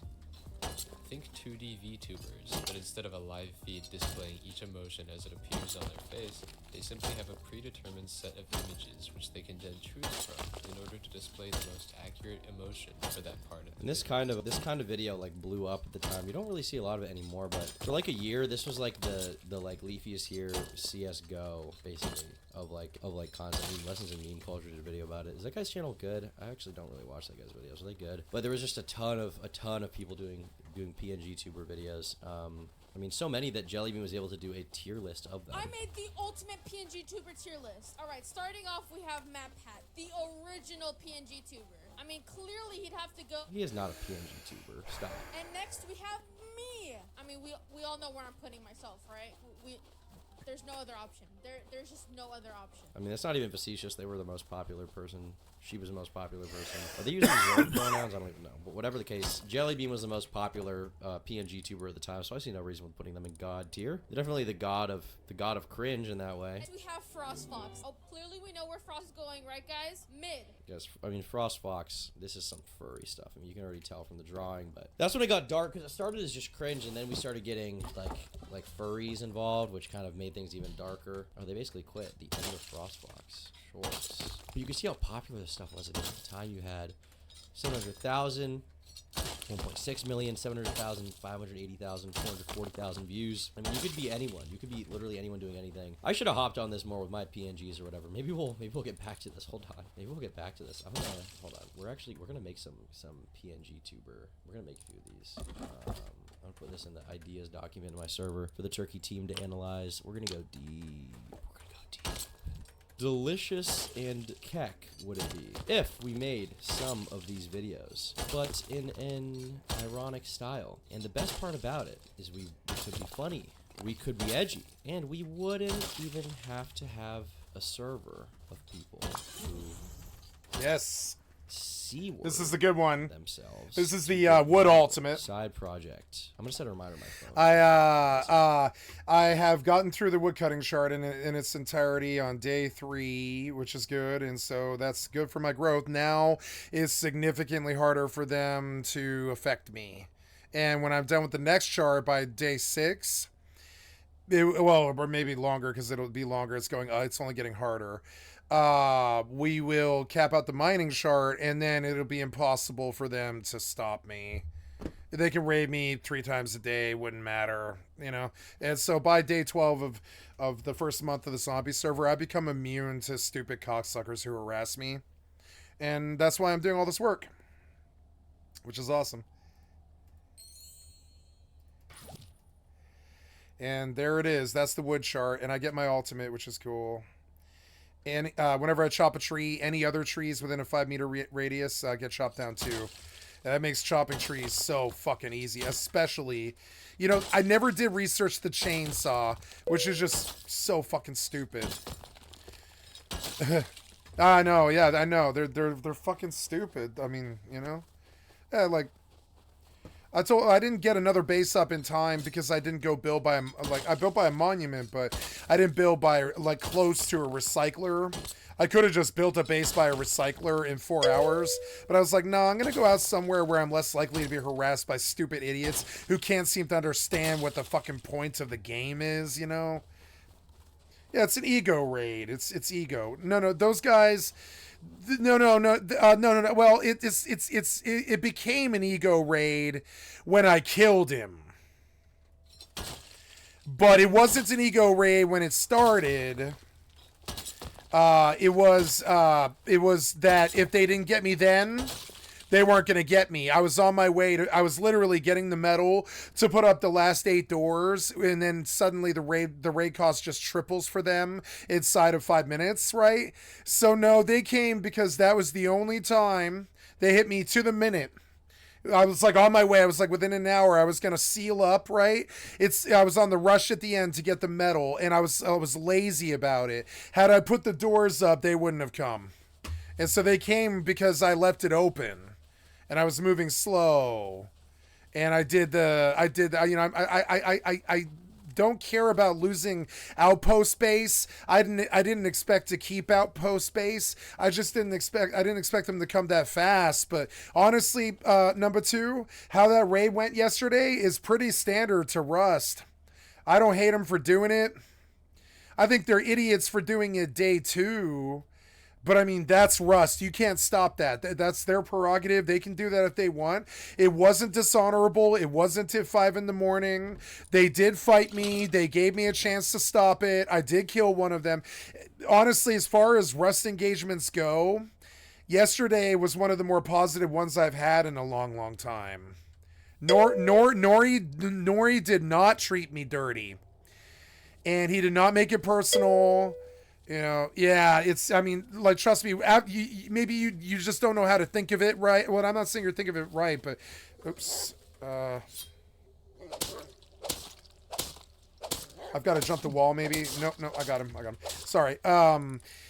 What was I gonna say? Yeah, it is almost never as honorable as those boys stepped. And so, of course, like, you might be like, you know, you're pro Skycat, obviously, and you're not in their camp or whatever, but I got bit with, I got rabies. I thought I heard footsteps. No, it was the infection. I caught rabies off the damn wolf. Damn it. Yeah, and so, and like, they hit me right when strategically they needed to get my resources. They got nothing off me except a single pistol. The other pistol I left on the road when I died of the disease. So they got half my guns, not all of them. They got, like, no sulfur at all. I used all my sulfur on bullets like an hour before. And so and honestly, I've already got more materials in this base than I did in that base. I mean, maybe not stone wise. I don't have the stone that I did in that base because I used outpost stone. But I mean, like honestly, I don't like them attacking me on a 10 pop day 2. Because that's not what this kind of server that's not what this server is, you know? Now, if there was 65 people on this server, I wouldn't have said a word. I would have been like, fuck. But they're banging me on a 10 pop. It comes across as ego, but they're actually bad. They're actually bad. They're not that experienced. They're like 2,000 hours and it shows. Their hours are not revealed, but I know from the way that they played and from the way that they acted that they are bad. They're bad. So, like, the vitriol and the hatred that you saw that I gave them in the fucking voice chat, that's common in Rust 2.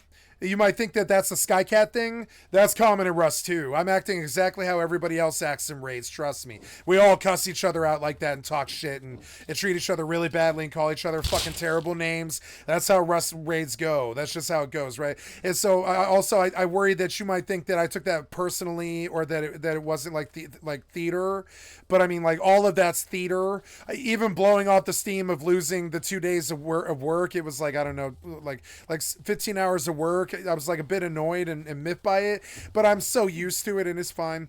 In terms of engagements, they gave me a really fair, really honest one. They didn't treat me like garbage. They gave me the opportunity to fight back. They could have closed me out, and you know, and they're bad, or they wouldn't be banging me day 2 on a base that's got no metal. Like, I think they think that because I've got all those metal shop fronts that I'm metal rich, but that's how you know that they're stupid. Like, anybody with a brain, like a good builder, would have known that all the metal that I had, I spent on the metal shop fronts. My friend Boomkin never would have raided me, or Tay or any of them. None of my clan ever would have raided me. They're not bad, you know? Like, only bads would hit you when it's obvious what I spent all that metal on. You know, and that's one of the reasons why I do it. You saw that I'm going to do it on this base too. And smart players, right? Smart players won't raid me because they know that I dumped all of my fucking metal. You know how much metal it is to shop front this entire thing? It's like 250, 5, 7, 1, 2, 3, 4, 5, 6, 7, 8, 9, 10. It's 6,000 metal frags on a 0.5x server is so much. You could buy it with scrap if you want a gambling or you have a trio and you're pulling in a lot of loot. But I mean, yeah, like the resources in the base to an experienced player would have been a worthless raid. And you can see a smart raider when they're doing it, they're gonna come to your base, they're gonna circle around it, they're gonna figure out where the TC is. These boys did that too, but they're bad. They don't have that much experience. They got small brains. Their IQ are kind of low. And so, and it showed because they hit me for nothing. A smart man wouldn't have done that. And like you said when you opened, they wasted so much and got so little. That's why I built the base that I did, and that's exactly why I'm going to build this base that way. And it seems like a mistake, and they just came randomly. But no, like honestly, I mean, I'll prove to you. I'll prove to you that I think about this stuff. My Mackinac in the game of EVE Online is literally named Extreme Fishing.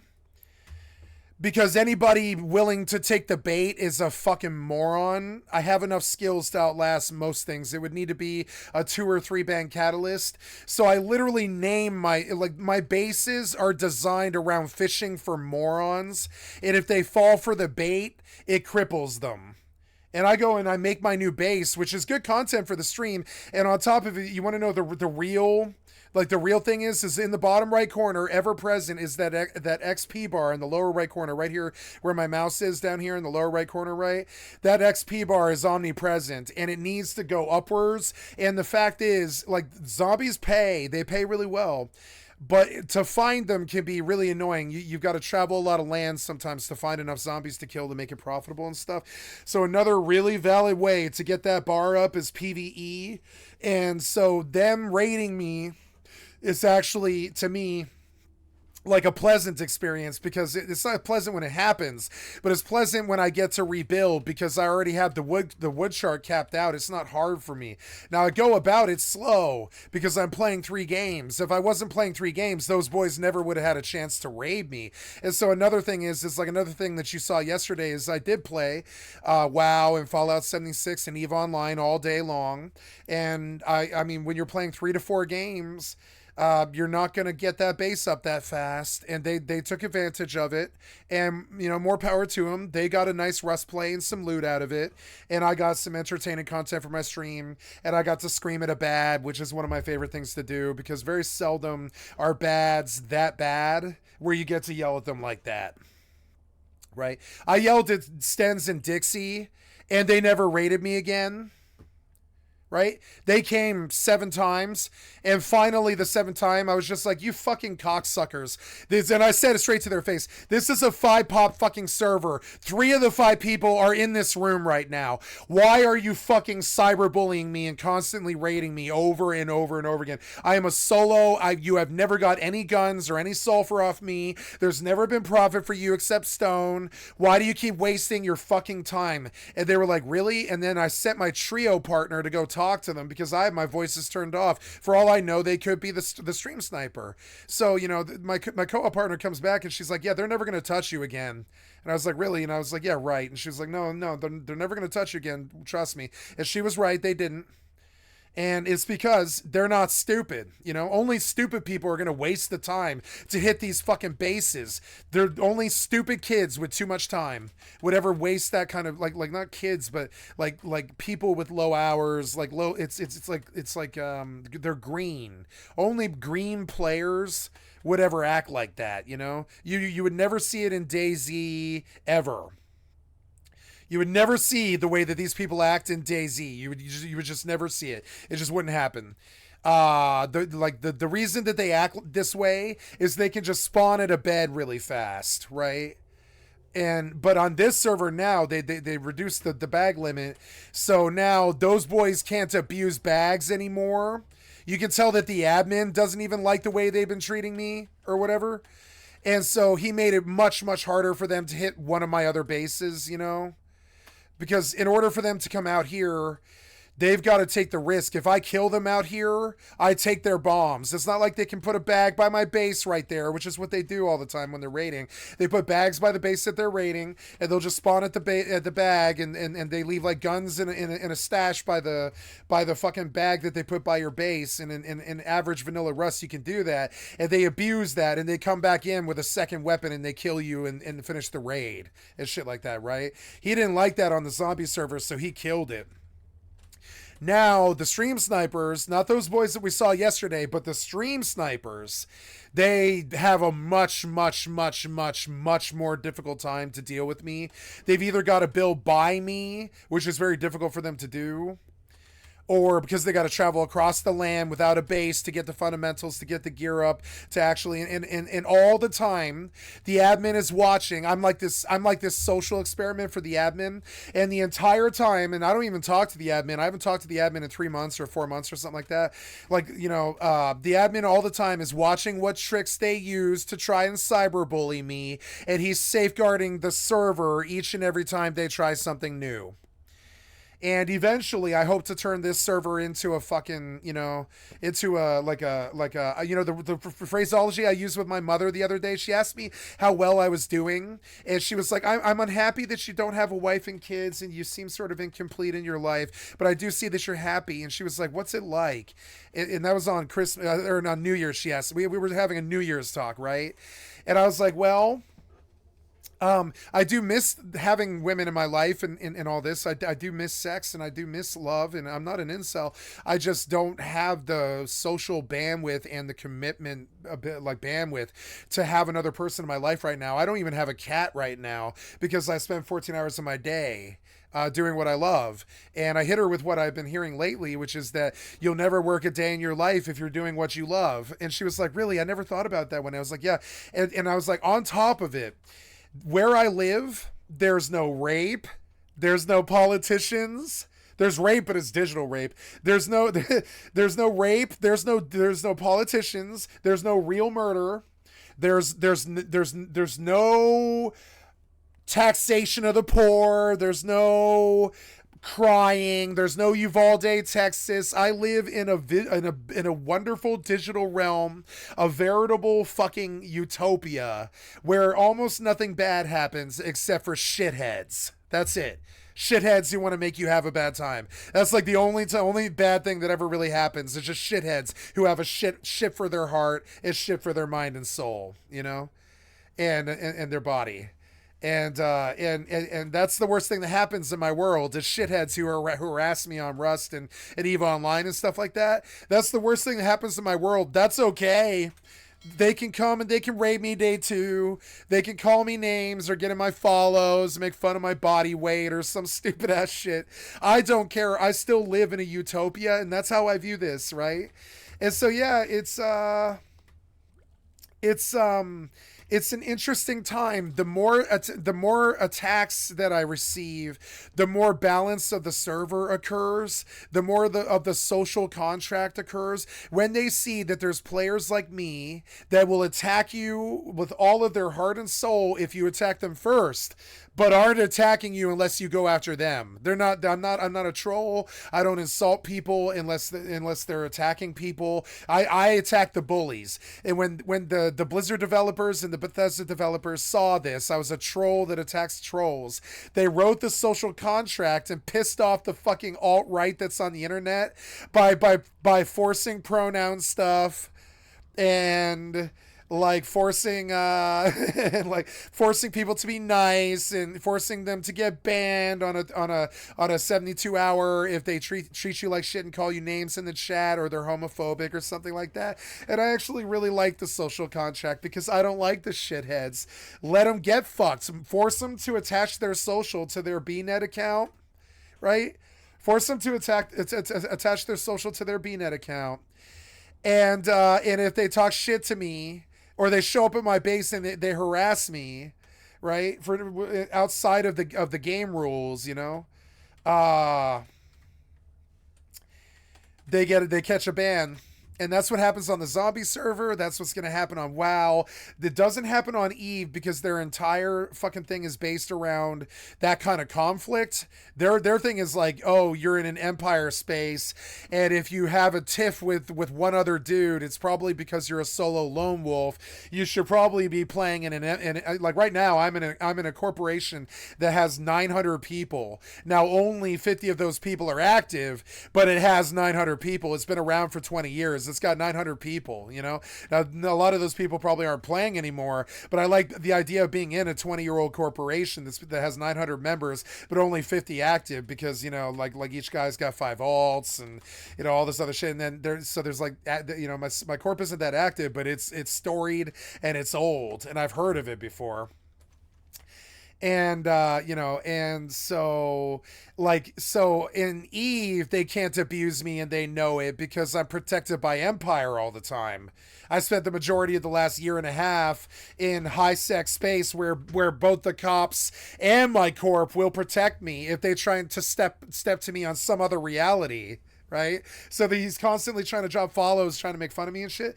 And it's like, no, you lost this. I mean, you idiot. You lost this. It's like you lost this fight. You cannot step to me on a reality that will ever matter anymore. And frankly, if taking my base away is your best troll, I'm just going to rebuild that. You know, I don't care about that. It's very weird that they seem to. And it's a complete waste of their lives. I don't know why they do this shit. They just do. I don't know why they do this. They just do. And so, yeah. So and now so now the social contract benefits me, you know. It's kind of funny. Oh, now I don't want gather, I want retrieve. Gather existing. There we go. That's what I want. There we go. So yeah, and how they act, how they fight, what they're doing, how I killed one of them in a 1v2, how they took the base, what rewards they got, where I built, where they built, what I know about them, what I could do to them if I was a no-lifer, which I am. I'm a no-lifer. We'll say it. I'm a no-lifer. But the difference is I'm a no-lifer playing 3 games who just doesn't have the time to fuck with these idiots on the level that they fuck with on the level that they fuck with other people. So I just, I record all the information. I saw where they took the bait. I saw them blow 30 bombs on 4 doors for no reason. I sealed on them and made them blow further, so they had to come back, which makes them, proves to the world that they're bad, and they're kind of fumbling at raids, and they're learning, and that's fine. And we had a good engagement. They came at 5 p.m. and did an online. I talked a bunch of shit, which was unfair, but I mean, they were robbing me, so they were going to pay the social cost of me verbally abusing them on my stream and using it for content. That's just that's just what was going to happen, And that's what always happens. Ever since day one Rust, I have sat there and lectured them for 25 fucking minutes at the top of my lungs about how fucking stupid they are for banging a solo. Ever since day one. It's how I met my first clan. That's how I met my friend Patrick. I met my friend Patrick 4 days into Rust because I trolled my friend Mo right to his fucking face and listed the reasons why he was fucking stupid for banging a solo the way that he was, especially if he was solo. And he was like, wow, bro, you should just join my team. He's like, you obviously care about this, and I'll help you learn the game and all this stuff. And I was like, okay. And I did. And that's how I met Patrick a day later. He was hanging out with the Bacon Kids. And I loved this. I love this story. And so one of my oldest clan members that I have in Rust anyways is a kid. He's young. And I met him when he was like 15. He's probably 17 or 18 now, getting older and more mature. And I love him to death. And he's always been my co-op partner in Rust for a long time. And I don't play with him anymore. And that's the story of how I met him. Was I lectured one of my other old clan for 25 minutes, and then we built a trio together. And Mo could tell that I really cared, and that I was actually kind of right, that he shouldn't have been banging a 4-day-old noob who's solo. He's a piece of shit. And he actually conceded, he actually conceded the point eventually. He was like, yeah, I guess I was kind of a piece of shit. And I was like, yeah, you shouldn't be banging a 4-day-old player who's talking to you through the door about how he's 4 days old. And when he got into the base, he was like, shit, you are 4 days old, huh? And I was like, yeah. He was like, you have like a clan's base worth of stuff stuffed into a 2x1. And you have no movement room. And he's like, you're a complete noob. And I'm like, yep. And he was like, I'm sorry. You should come join my team. And I was like, okay. And I did. And it was good. And that led to all my other clans, that initial engagement, right? And so since day one, lecturing cocksuckers who like to bang solos because they're fucking stupid and low IQ is a habit of mine, and it's only led me to good places. So I used it for content long before I was ever a streamer. And any of my clan will tell you this. Okay, my friend, and he's a friend even though we don't talk, my friend Master Chum, Kaboomkin's brother, he shot me in the fucking face with a double barrel in my own raid, that in the base that he built, to get me to shut the fuck up while I read them the riot act for 3 fucking hours straight. Because what they're doing is stupid. What they're doing is stupid. It's a waste of their fucking lives. It's a waste of their life force. It's so toxic and fucking stupid. Now, an 8-man clan fighting an 8-man clan, nothing's more honorable. They both have equal standings. They both got equal people. Maybe a 4-man versus a 4-man's good. Maybe a duo versus a duo is good. A duo versus a 1-man makes the duo fucking cocksuckers.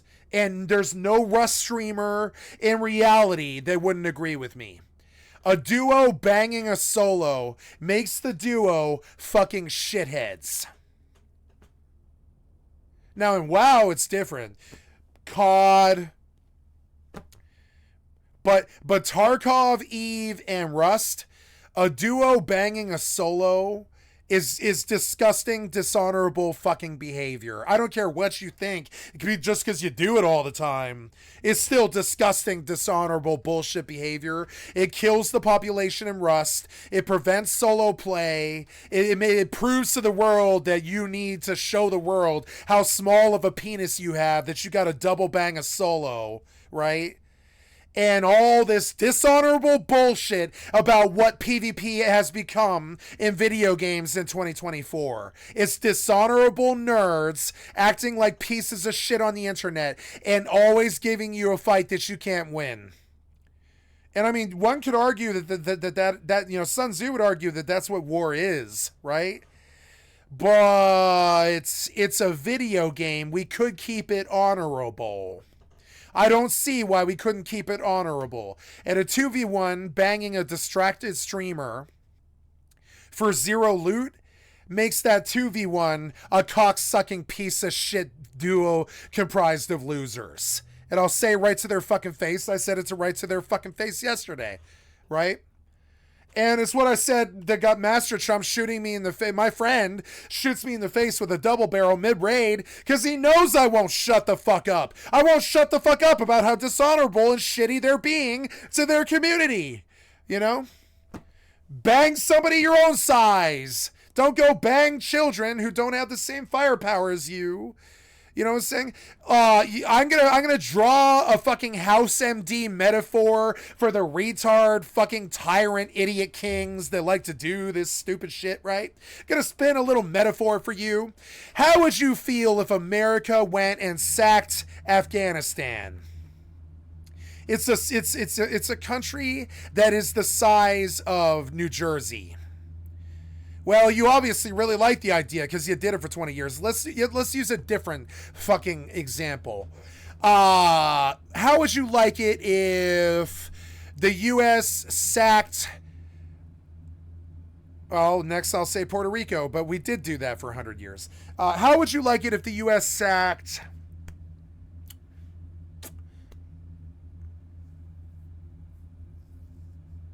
East Timor? Population 7 million, right?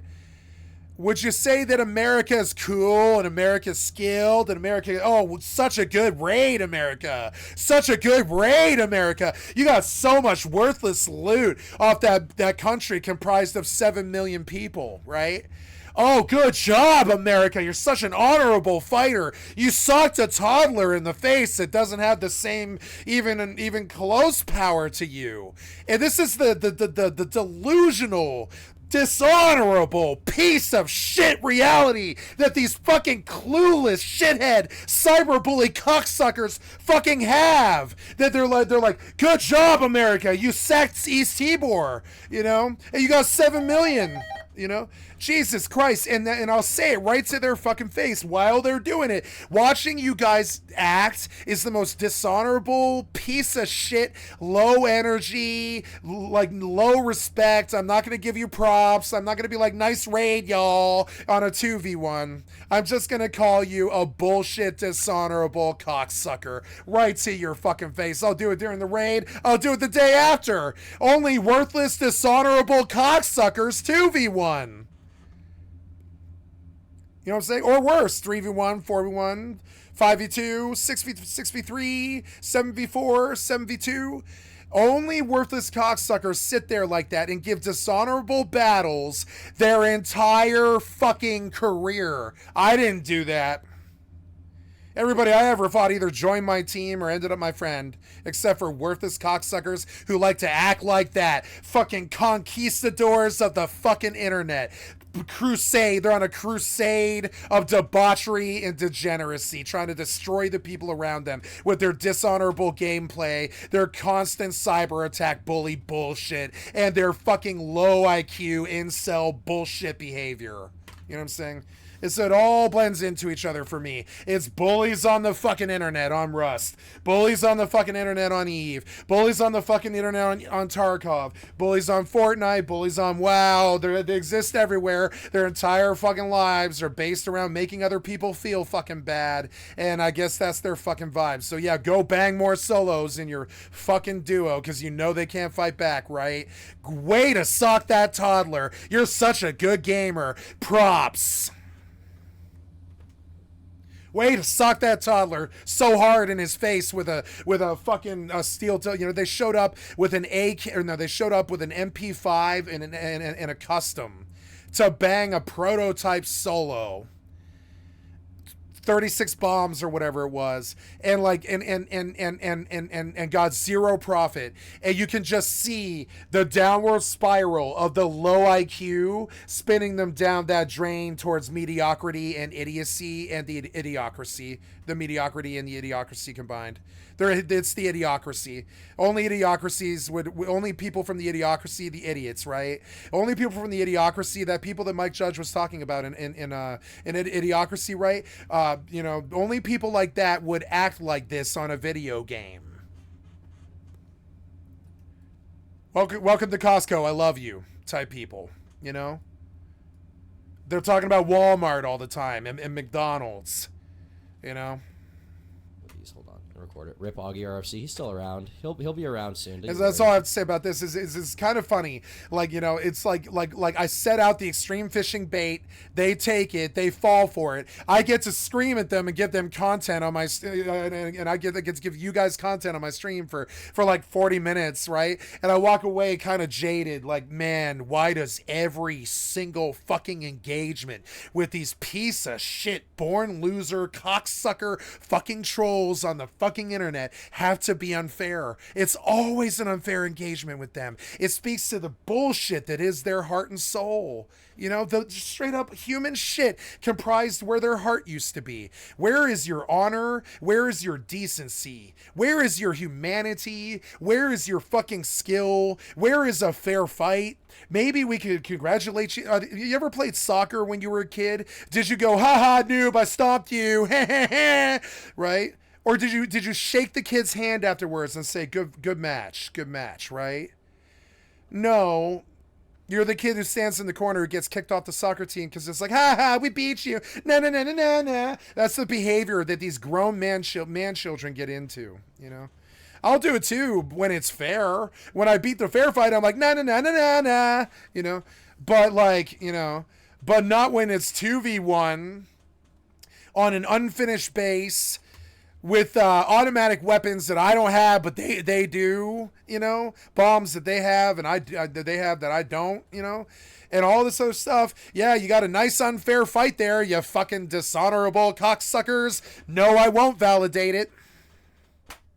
You worthless piece of shit, dishonorable cocksuckers. And I mean it, and I'll say it right to their face in real life, too. You play like that? You treat my kids like that or something like that? You treat my community like that in real life? Fuck you in real life, too.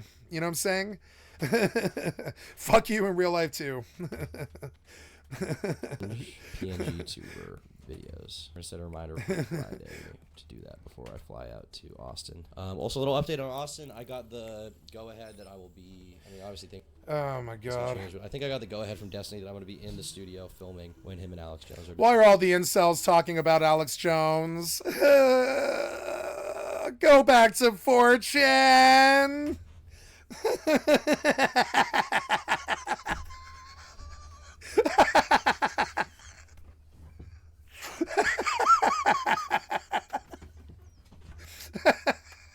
It's a bit tough to explain.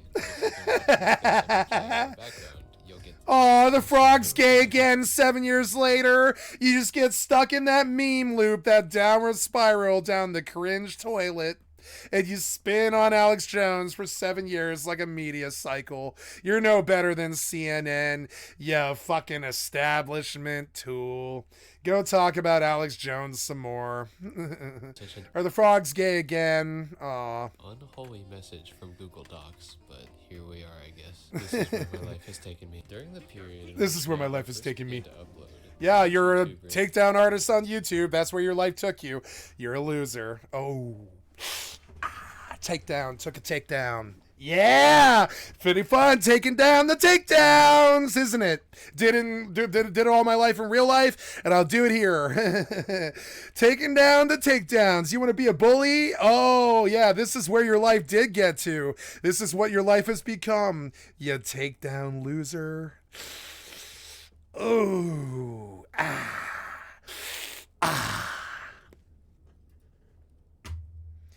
Send it. Shots fired. Rise in popularity. This is what your life has become. You bastion of moral equity, as you put it, or whatever. Helmed by none other than Jellybean. If you don't know who Jellybean is, imagine a PNG tuber who, in real life, can most accurately be compared to an overzealous kid or a club member with no volume control on their voice. Their content was largely inoffensive and child-friendly, and this, coupled with their high energy and them consistently churning out YouTube shorts like a well-oiled machine, led to them amassing a gargantuan following, who I assume primarily... I had a friend like this named Sharky. I love Sharky. Yeah. Oh, I want to read Sharky was great. to that right now, bro. Thanks for He was great. Great kid. Loved him to death. Whatever. He He was such an asshole. It was hilarious. Over the Reckless Ben / McCamey Manor stuff at all. They released some of the footage is pretty effed up. What a shout out to Sharky. Didn't Wendigoon already do that? Oh, yeah, he did. And I think Jay Aubrey also did a video. I mean, there's just maybe if there's new footage, but it's kind of unlikely unless the footage is really groundbreaking, changes the story a lot. Because I think the footage probably just confirmed what was already going on. If I had to guess, so probably not. Maybe, but probably not. If I had to guess, is that Jellybean had drawn the ire of what we'll call the YouTube commentary community, managing to become the current popular to hate channel. This led to Jellybean's content being covered an inordinate amount of times by... I'm not saying this guy's ripping me off, but I guess I did cover a decent amount of this in my original video. People who had no other criticism towards them than just that they were cringy, that they were annoying. Honestly, it's still baffling to me the amount of backlash the Bean faced for something that 99% of channels on YouTube Shorts and TikTok are guilty of. It is baffling, but also they were really cringe, so I don't really fault any of the people for making videos about them. And also at the same time, making videos cringing at Jellybean were bringing in an inordinate amount of views, so there's really no reason for people not to tap into that. And also, need to go buy waters. Fun of Jellybean, while there is a little bit of cringe involved in that as well, obviously it helped her publicity and helped her get bigger, and because people who thought it was cringe didn't like her, there's more conversation about her. And at the same time, people who, you know, saw those videos and then thought she was cool and based ended up actually liking it and pushed back a little bit, which made the original fan base a little bit stronger. So yeah, despite no wrongdoing on their part. That's besides the point, though. If you want to learn more on the topic, I suggest you watch Turkey Tom's video on it. Hey, that's me, based. Not that he needs my advertising. Yes, I do. Hey, congrats on 1 mil. What a nice guy. I told you this is he's a good guy! He congratulated me on 1 million subs. He's a good freaking guy, dude. He's a good guy. Suffice it to say, Jelly... What do you mean F? Is the stream not on? Hold on. Wait, it's fine. Just refresh. It's still up. I'm literally watching it right now. I can literally see it in real time. Just because so many of you have a problem doesn't mean it's real, doesn't mean your feelings are valid. It's fine. And as a consequence, the PNG tuber community as a whole was in the middle of a YouTube drama firestorm, and they were extremely popular to hate due to their newfound status as the poster children of internet cringe. And this is what set the stage for Meowba's entrance. The combination of explosive visibility on the genre, hate watchers lined up and ready to go, and the PNG tuber audience placed into a defensive state by their precious parasocial Pookie Bears being insulted primed the internet for what I would call, at least from a solely numerical standpoint, one of the most successful trolling campaigns in history. The trolling began when Meowba started to make PNG tuber content on TikTok, but her unhinged ramblings could be found on pretty much any social media site. She took the drama to Twitter, YouTube, and of course, it festered in her Discord server. To make this section a bit more organized, I'll be going through Meowba's Wikitubia page and discussing her biggest controversies one by one. Usage of offensive language, Discord server reactions, Jellybean, Datar XZ, I have no idea what this is. Accusations of racism, supporting Putin, fighting a lot, and Meowism. I obviously know what that is. COVID misinfo. I obviously know that. Apology and faking S-word attacks, troll accusations. Obviously, I know pretty much all of this. I'll supplement it with as much evidence as I'm comfortable showing. So, my dear Joe, Dude, stop. No more of that. Take back everything I said that was nice about you. No more of that content, dude. No more. No more Mario butt. No more juicy Mario butt. We're done with that. Let's not dilly-dally any longer. The first controversy listed on Miaba's page is one that will really set the tone for the type of shenanigans we have come to expect from her. During a TikTok in which she was responding to questions asked in her Discord server, which was honestly her go-to bread and butter content, dreaded R slur. Meow, can you say this kawaii word? In a direct response Okay, one tip, bro. You need to learn how to balance your audio a little better, because your audio is like way lower than that sound effect was or whatever. So figure out how to do that. Maybe edit with headphones or something. But it's not really good. You got to fix that, bro. The backlash she faced for the use of this kind of language, which many deem offensive, Miaba made another video in which she apologizes to what she labels the disabled fandom. While this would already be enough to create even more of an uproar, as being disabled is not something you can just choose to be a fan of, and referring to the people offended by her use of a slur in this way was seen as trivializing what some of them go through. It gets worse. During this response video, Miaba can be heard audibly chewing, clearly demonstrating to anyone that somehow hadn't noticed it yet that she was not being genuine and clearly felt no remorse. Her only goal was to make more and more people mad at her, thus satiating the desires of her fans and drawing in more and more hate watchers. Accusations of racismo. Racismo is a very blatant mockery of weeaboo culture, with Meow herself frequently mixing poorly pronounced Japanese words in with her speech. Super Sakai! Meow feels very watashi meow to be back. It's suspected that the poor pronunciation, as well as the blatant incorrect use of some words, is the result of her using Google Translate. I mean, not just that, but it was also just baiting, because she knew, and she was right, that if you mispronounce words, people will get, upset. Initially, there were words I would mispronounce and people would point it out in the comment section. It would get upvoted. But for me, I just decided to stop correcting it because I think it's funnier to get those comments. I thought it was funnier, and it is funny. It is because funnier. You just have people who comment, boost engagement, boost the video a little bit. So I like to just let it happen, I like to just let it happen. Of course, seen Oh, as this is racially like to let it happen. insensitive, although the debate is whether or not it's intentional or just done out of sheer ignorance. However, it's not even worth speculating about whether or not this was intentional, because this next bit essentially confirms Miaba's willingness to be racially Confirmed. insensitive. In Miaba's Discord server, Meow randomly questioned why there were so many Indonesian members. In the following messages, Miaba then refers to Indonesia as a quote-unquote Dog country? Jesus. Which is obviously unbelievably insensitive. So yeah, I Unbelievably. think there's no real question that any other perceived racially charged slights are probably... You mispronounce comments on purpose? Yes, it's comment. Comment. It's a Comment. YouTube comment. Comment. YouTube comment. Indonesia Tube is getting us back up there, though.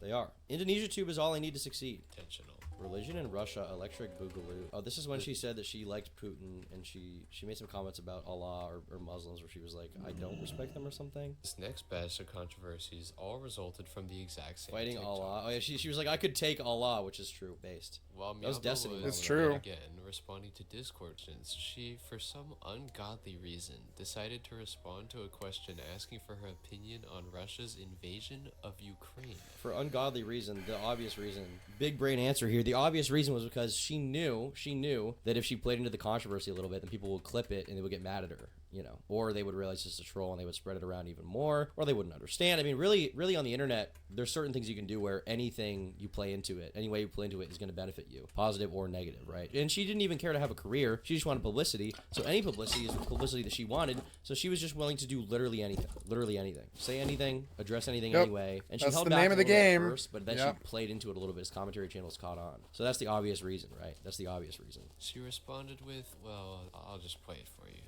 On a scale of 2 to 9, what is your opinion on the Russian invasion on Ukraine? Meow personally believes Russia had a reason for it. Russia did what it needed to do. In the exact same video, she then follows this up What? going for the double trouble alley-oop, stating that she can, in fact, beat up a certain... She was trying to go viral. Those of the Muslim faith. She was trying to go viral. I want to fight? Of course Meow could! Stop with the emojis, just let us watch it. Of course she could beat Alla, dude. Okay, you're telling me that this little anime, whatever lolly girl can't beat Alla in a fight? Obviously she can, dude. Obviously she can. Overall, this was obviously just more rage bait on Miyaba's part, but I don't think we should discount the sheer vitriol her haters now had, as they quite literally had the power of God and anime on their side. Bro, the Muslims, they don't like when you disrespect them. They don't. They'll send you crazy stuff. I've seen from Destiny's Twitter account, I've seen the crazy stuff they say about him and his son. Louis thanks for the $1. Mialba daughter or Ronald for his son. Ronald for his son, obviously. Hold on, I need to tweet that out. That's being stolen for the Twitter account. That's being stolen for the Twitter account right now. Thank you, bro. Anything remotely funny or interesting or dumb or zoomerish that you guys say in my chat, I'm instantly stealing for my Twitter account. Just saying. Just saying. She had insulted both. Thank you, Blocks. I mean, just listen to this comment I found in response to this specific drama. Responding to the fact that Mialba allegedly, quote, believes she can beat the hell out of Allah. YouTube user Mr. Technical Isolate 9188 said, "Bit, you're a good friend. Allah literally has the ability to give you cancer or send you to hell in a matter of seconds." Yeah, this is what I'm talking about. Like, people take it so seriously. People take it so seriously. Think that you and your uwu owo kawaii desu magical girl powers. It's obviously she's baiting you to be mad. And when you do stuff like that, you actually benefit her when you leave a mean comment because it boosts her engagement on TikTok and lets her get even more famous. So if you see someone being mean about your religion or something, he's right behind you, dude. I keep looking over, I'm like paranoid. But obviously, dude, if she's saying something like that, you're not actually gonna do anything. You think she's gonna get mad? She's just gonna laugh at this. She's just gonna laugh at a comment like that. I think it's awesome and hilarious. Gonna single about him. Let's just say Mialba's not coming back from that one. Yeah, exactly. Bovid misinformation. In April of 2022, Mialba tweeted out that she had avoided getting vaccinated despite everyone around her doing so. Yeah, she responded to Leafy, of course she did. She had still not contracted COVID. Is her Twitter account still up? I probably Mialba X. Is it 2X? I thought it was just one. Oh, it's still up. Damn. It's still up? I didn't realize it was still up. Can you still join the Discord? Oh, wait. It's still up. Her Discord server is still up. I can see it right now. Yeah, I thought it has 30,000 people in it. I assume it's inactive. I assume she just dipped, because I think she dipped from the internet a little while ago after she got hardcore gigadoxed, but I didn't know it was even still up. Damn. She got pick me energy. Yeah, of course she does, dude. She's pandering to like edgy kids. Obviously she has pick me energy. That's the whole entire bit, but that is her in general. Yes. Just followed up by she wants to be picked by you, by me, by everyone. A Latina Gat is right behind you. What? Where is she, dude? Where's my Latina Gat you promised me? Where's my Latina Gat, man? You promised me a Latina Gat? She's not even there. What the hell? Lying to you.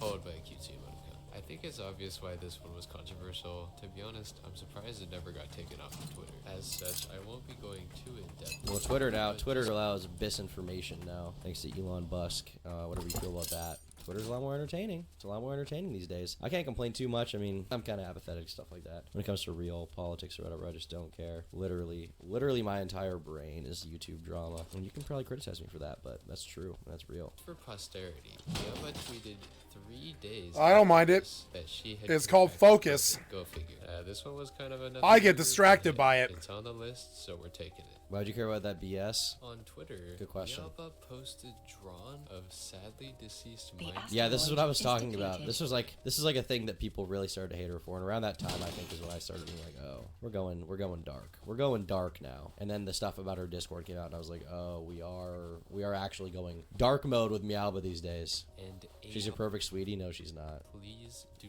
not make me say anything else about this. What was it? Technoblade and I thought it was Technoblade and her, or was it her and Hitler and her and Technoblade? I thought that's like what it was basically. Oh my god, dude, this tweet is just foul. Yeah, she was tweeting stuff like this just for bait towards the end. Meow would do dirty things to you if Meow ever saw you IRL. Jellybean senpai. Heart. Well, hand heart.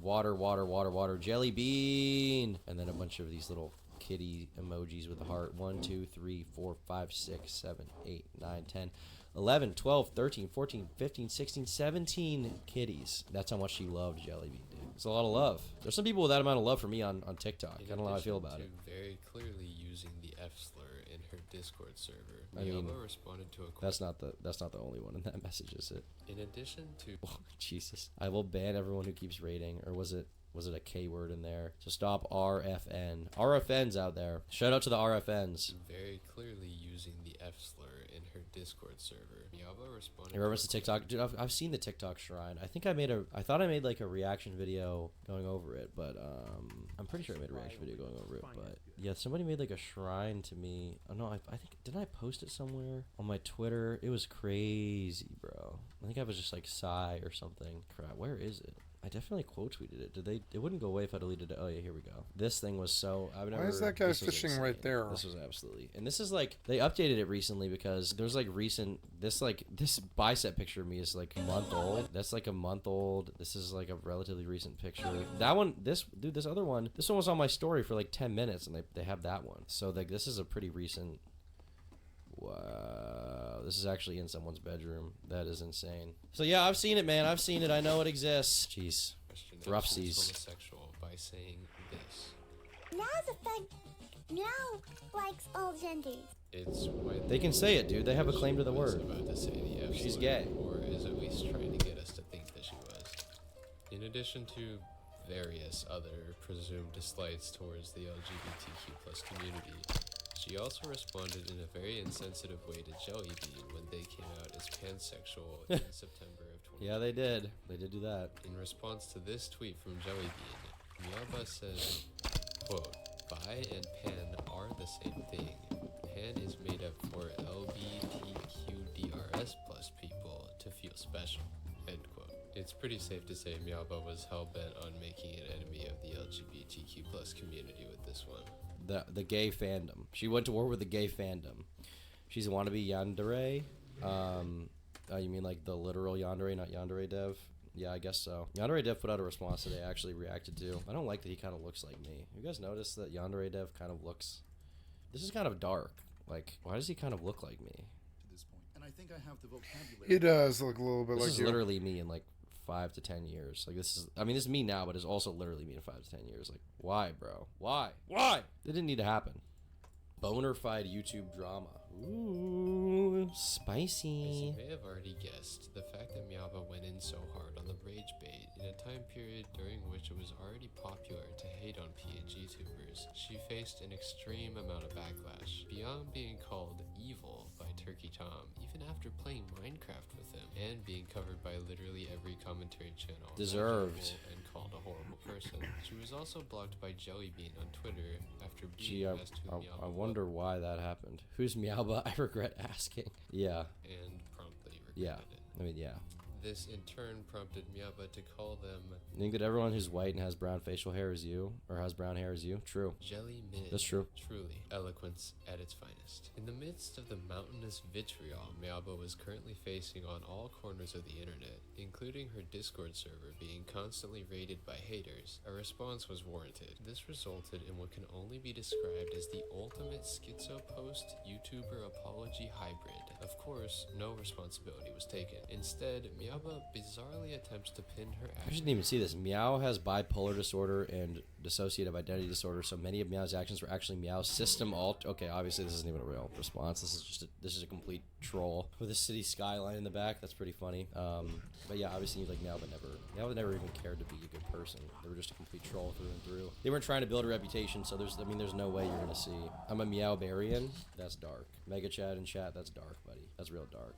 Ban the Meowbarians. Can't keep track of all of them long enough to write the video script. Then, the video ends with the implication that Miaba was going to commit suicide by jumping off of a balcony. Although some people were initially concerned, she was posting again within a month. It's thought that she recruited someone inside of her Discord server to record the footage of them going. I mean, probably did, because otherwise she'd be kind of doxing herself with a video like that. I mean, not that you should do it unless you're doing anything illegal, but you could easily figure out where this person is. From that Why did I get 3 level 15s that kill me instantly?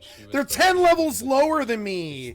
What? Recruited someone inside of her Discord server to record the footage of them going. I guess they're not that low. They're like, what are they? They're like 19, I guess. Is it weird at all when you get mentioned in these things? It feels a little weird, but also, I mean, I don't know. It's more normal at this point now that I've been involved in internet stuff for a long time. I'm kind of just desensitized to it or whatever, but I mean, yeah, it does feel a little bit weird sometimes for sure. But I also kind of just don't, I don't know.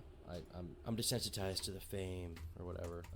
Yeah, I just kind of don't care. It's cool though. It's cool to be involved in these little internet history things. When it's in a positive way. When it's in a negative way, when they have a negative opinion of me, I hate them. It's time to say that I personally don't have too many problems with what Miyaba had done up until this point. Yeah. Was it callous and cringy? Probably yes, same. without a Ish. question. Was it funny? That's more subjective. Was it offensive? Certainly. But was it grounds for the visceral reaction people were having to her? I'd say no, because to me, I mean, no, but that's also what she wanted, so it literally was grounds. Like, the whole point was to rage bait people, and she got that successfully, so obviously that was part of the plan all along. So, I mean, if you want to be rage bait, and then you end up being rage bait, I mean, you can't really defend a person who's done that, right? You can't really be surprised by that kind of happening. No, at least, it's clear that this person was just putting on an act for attention, and you'd be very hard-pressed to argue that they actually believed anything they were saying. However, the actions that were uncovered next are not acceptable, no matter how genuine one's intentions funny because it's or ironic. how ironic they're being. I'm gonna keep it real with you guys. Stop with this picture, I'm stop. not going to be going very How come every time he says something sincere, he has to have Mario's fat gat on screen, bro? We didn't need that. in depth about what was found in Miyaba's Discord server. I can't show you most of it without blurring, and even if I could, I wouldn't want to. It's frankly very gross. Before I even say anything, I'd like to say I've included links in the description for anyone who has ever struggled with self-harm. And if you don't want to hear any disturbing things, skip to chapter 3.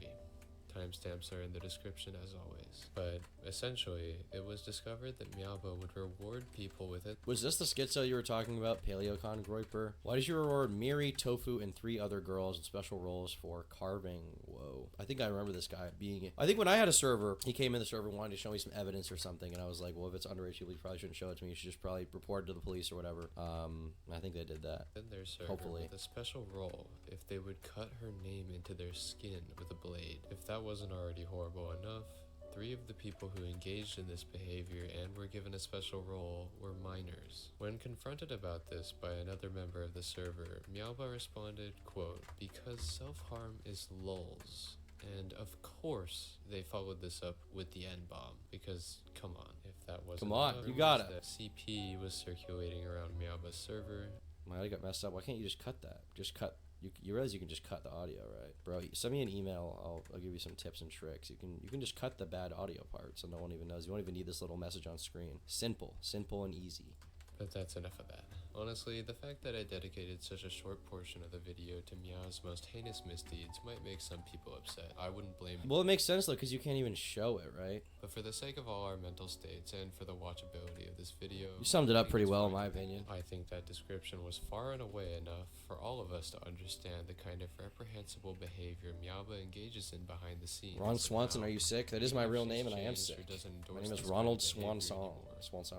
We should still be extremely wary about how we let this person interact with minors on the internet. Or anyone, probably. Because if you look at where Miyaoba's at now, she basically hasn't suffered any consequences from any of this. Well, what are you supposed to do? I mean, you call the cops, you're like, hey, this person in a server allegedly did this thing that I can't really prove, but it kind of happened, but it didn't. I don't know their name, I don't know where they live, I don't really even know what they look like. They may have had this old YouTube channel called Peachy Cub. They're gonna be like, okay, I'll take that really seriously, thanks bro, and then they're gonna hang up and shred whatever paper they're writing up. Like, what are they supposed to do, you know? Sure, her original TikTok and her original Discord server are nowhere to be found, but her name hasn't been wiped off the internet like you might expect. So let's get into where Miyaoba is now. If you do even the slightest bit of research on where Miyaoba's been, you wouldn't be remiss in thinking that her content has changed entirely. This is because there seems to be a group of people on YouTube who refer to themselves as gacha animators, who think that Miyaoba either has already attempted to or will attempt to join their community in the future. She definitely has. I mean, people like this who are terminally online. Something you'll learn, most people never leave the internet.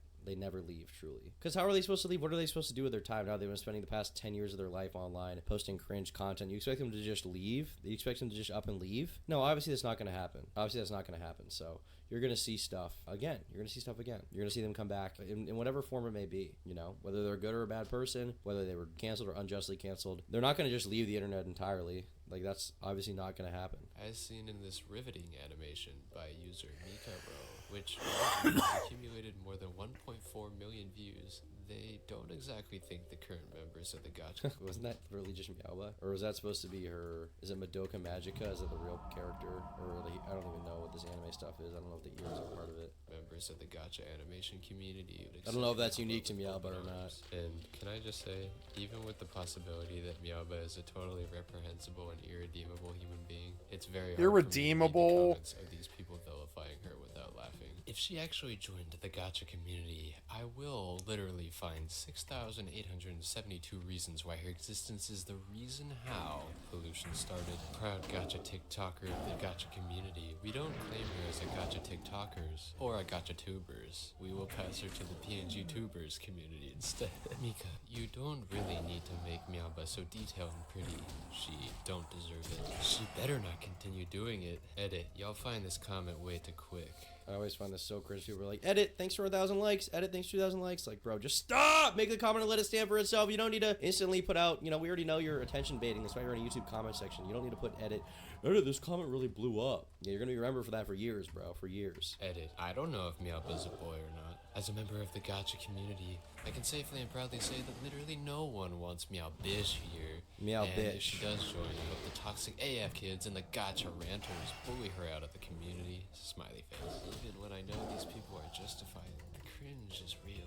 Also, is it a prerequisite when you join the gacha community that you have bad grammar, or does it happen over time? I'm curious. But that only covers where these people think Miauba currently is. But where is Miauba? Well, I'm sure you'll all be super relieved to know that Miauba has a new TikTok, which has accumulated So that is her TikTok? Confirmed? 165,000 followers, and a new Discord with thousands That of is her? more. After everything we've seen, how is it possible there's another Miauba Discord? Well, okay, maybe she's changed.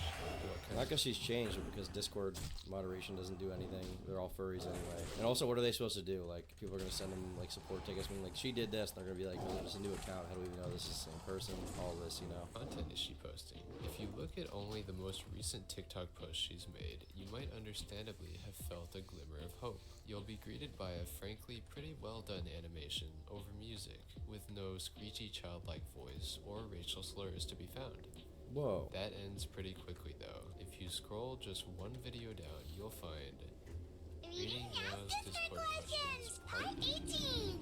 Thank you, bro, for the 5. Appreciate it. I do have a Zen in already, King Moxie, don't you worry. Posted October 21st, 2023. And if you keep watching, you'll find that Miauba's right up to her old antics again. For example, when one of her Discord members prompts her to, quote, pray for Pastaline and, quote, wear a hijab in the next video. True. She complies, pasting a hijab onto her avatar and reminding her audience to, well, I'll let her say it. And don't forget to hit that like button if you're praying for the Pasolini people too! In another set of her videos, Miauba presents a version of her avatar that is undergoing what I can only describe as digital black. She's transracial. She describes So beautiful. herself proud black trans male and made an entire TikTok using an AI voice that, well, let's just say it seems to contrast heavily with her normal voice. Reading Meow's Discord questions, part 16. Her trolling at this point is much tamer than it Black Miauba? was, but it's still Black pretty Miauba? insane. And I can't believe she's still keeping this up after everything that's happened. In terms of her Discord Black Ba? server, well, I actually joined it just to see what was going on in there. Yes, I know, sacrificing my mental health and well-being for a video that probably won't crack 1,000 views, but such is life. What I was I'm not gonna immediately join greeted that. by was No way. apparently there's been a bit of a change in how the Discord is run. Miauba herself has taken a much less active role, and her spastic followers basically just chat about random stuff. She only joins in when there's something like a giveaway or a video announcement. I just so happened to join while the main chat was in the midst of a heated discussion about edging. Foreskin was mentioned, so that's great. Honestly, I don't know what I was expecting from that. Well, that was a pretty good video from Jormy. Obviously, you know, we know Miauba's history a little bit. This gave us a little more detail, but it's not really surprising. Miauba hasn't really changed and is basically where she was in the beginning. Again, hopefully she doesn't do what she used to do again, but it's not really surprising to me once again that is what ended up going down. Well, it was surprising at first, looking at it in retrospect, just given how like apathetically edgy she was, not caring about anything. And I mean, she wasn't even trying to build a career or anything. She doesn't even care. She's just posting cancer online repeatedly. It's not really surprising to me. Happy Ramadan because she's eating pork. Is that the joke? I get it. Yeah, I mean, it was, you know, she had her funny moments, she had her bad moments. You can fix her, Tom. No one can fix her, bro. Literally no one can fix her. So I'll give this video a like. If you guys want to check it out, I'll put it in chat as well. Shout out to Jormy49 for putting the story together. Thanks for the shout out, bro. Appreciate it. That's about all I gotta say about Mialba, though. That's about it. Hopefully she changes her swag to not be a complete freak anymore, but I'm not that confident in it, to be honest with you. I'm not. And be sure to become a member for $5 a month. They get the members. Thank you, Turkey Tom, for the excellent Tom Dark for the excellent content for my stream. I've liked to sub to your channel. Only podcast.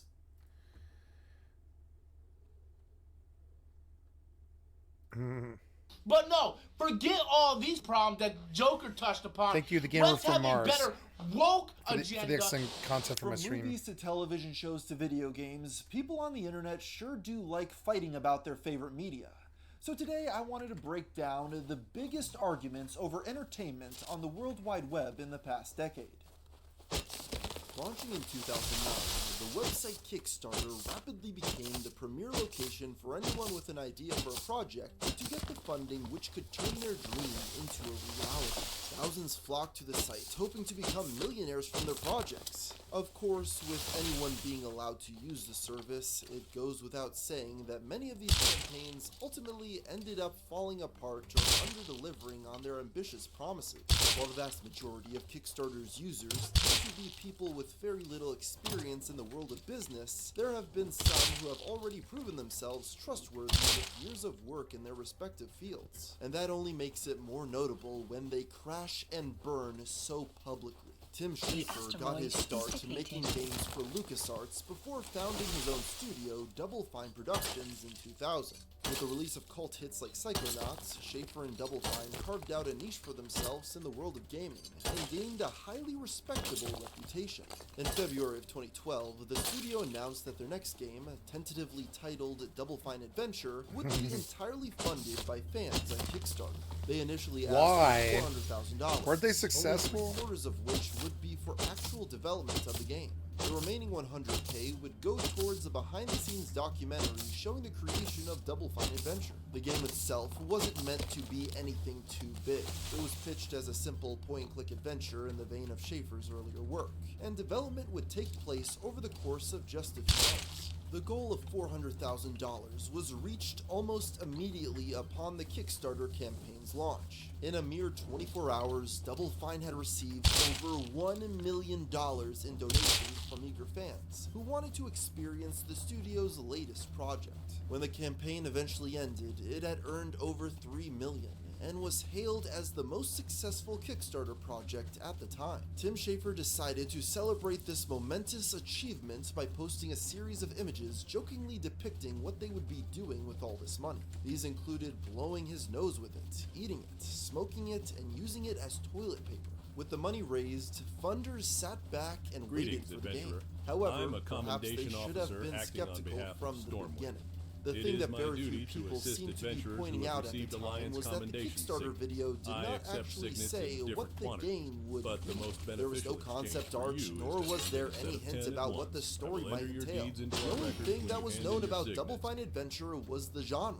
This was because no work had been done on development prior to the launch of the campaign. It wasn't until after the money had been raised that Schafer began conceptualizing the plot. As work continued, Double Fine's ambitions grew immensely thanks to the huge budget they now had at their disposal. They began hiring A-list talent to voice act, including the likes of Jack Black and Elijah Wood. On top of that, a behind-the-scenes video revealed that Schafer had hired fellow indie game developer Phil Finch to DJ at a party at the Double Fine office. Eventually, it became clear that the game they were creating had ballooned far past the original idea, and their plans would have to change. In 2013, the team looked over their progress and realized that Double Fine Adventure, now renamed Broken Age, would not be fully completed for another 2 that's years. what that game On top of was? that, they had exhausted almost all of their $3 million budget. Their options now were very limited. turning to a publisher for help. 3 million is not much. As Schafer felt that it went against the spirit of the project. They also couldn't ask their backers on Kickstarter for more money. Their solution was to split Broken Age into 2 parts, with the first installment releasing on Steam Early Access in January of 2014. While this decision caused quite a stir, with some accusing Double Fine of ripping off their supporters since they only originally wanted $400,000, Broken Age Act 1 ended up being a success. It received favorable review scores from both critics and gamers, and earned enough money to fund the completion of Act 2. The public finally got access to the full game later in 2015, and once again responded to it positively. Despite the mismanagement and turmoil behind the scenes, Tim Schafer was able to create a product of good enough quality that they escaped with their reputation relatively unscathed. But as we'll find out later today, the same can't be said for everyone who has tried to go down the crowdfunding route. SimCity is a franchise that has been around since the late 80s and is How is that an widely hailed internet for drama popularizing rabbit the hole? simulation genre. The premise of the game is simple. Players must build and maintain their own cities from the ground up. Gamers fell in love with it, putting both the series and its developer, Maxis, on the map. Around 2013, Maxis for the win. the team began development on a new SimCity title. The people at Maxis wanted Oh, this I remember installment this. in the series to be Yeah. far more ambitious than anything that I had come remember before, this. with the cities that players created feeling lived in and alive. By this point, the studio had been purchased by the infamous publisher Electronic Arts, who had just one request: the game must feature online multiplayer. Maxis had no objections to this, and were actually excited by the concept of players from all over the world connecting with other people's cities. However, ideas that sound good in theory do not always turn out well in practice. When the game launched, it quickly became apparent that EA's servers lacked the processing power to accommodate all the people trying to log on at the same time. Hundreds of players across the globe reported frequent instances of lag, long load times, and being booted from the server. This was such a problem because the game required being connected to the internet at all times to play. Maxis frantically worked to fix the problems, beefing up the servers so that they could handle the sheer volume of gamers trying to access them. Many wondered why they simply didn't shut off the multiplayer function to allow people to play offline. But the studio stuck to their guns, insisting that being online was necessary to the experience. However, many speculated that the real reason SimCity was always online was so that it would be more difficult to pirate. And just a year later, they released an update that allowed people to access the game online. Yes. So clearly Yes. it was not an impossibility.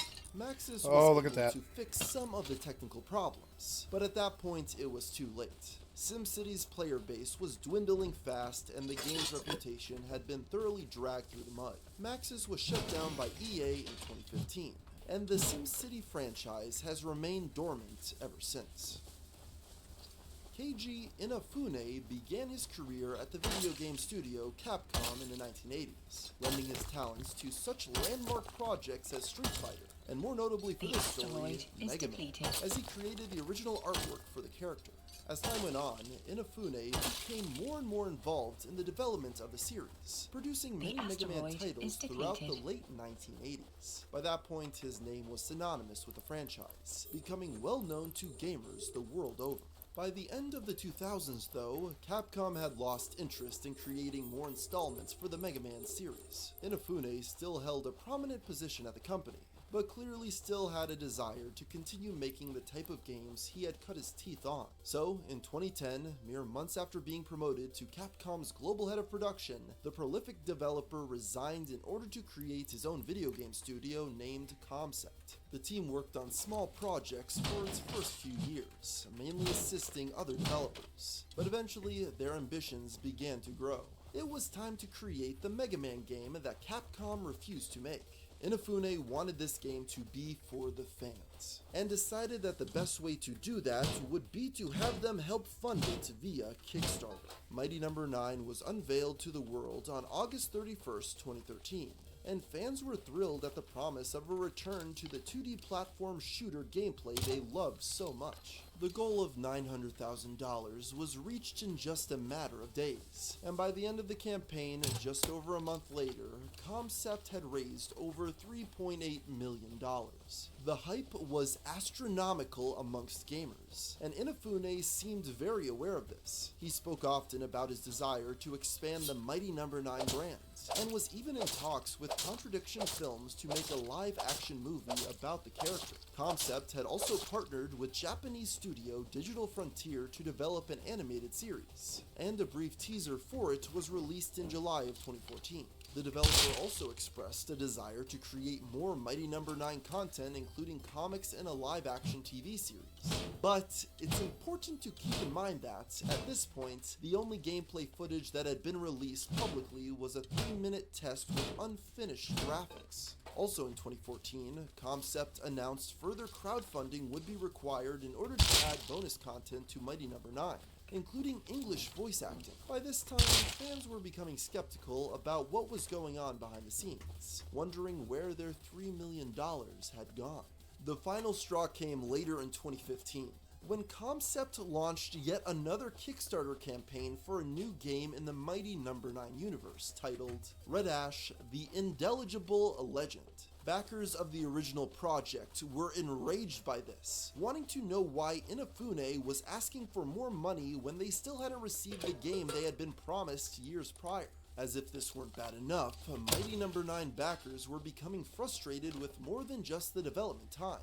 Accusations were being spread that Dinah Karam, Concept's community manager, had been banning people from the forums who didn't agree with her personal political views. Specifically, it was alleged that she was blacklisting anyone she suspected to be supporting the Gamergate movement. In addition, leaked chat logs revealed that Karam was using her influence behind the scenes in order to inject alleged SJW politics into the game, such as changing the races and genders of various characters. Eventually, Karam was let go, but her time in office still left a bad taste in the mouths of many fans. By this point, public perception had turned on Concept and Inafune. Mighty No. 9 had encountered multiple delays, and the team was running out of excuses. When the release date was pushed back to 2015, the official reason given was that they needed time to develop the multiplayer feature.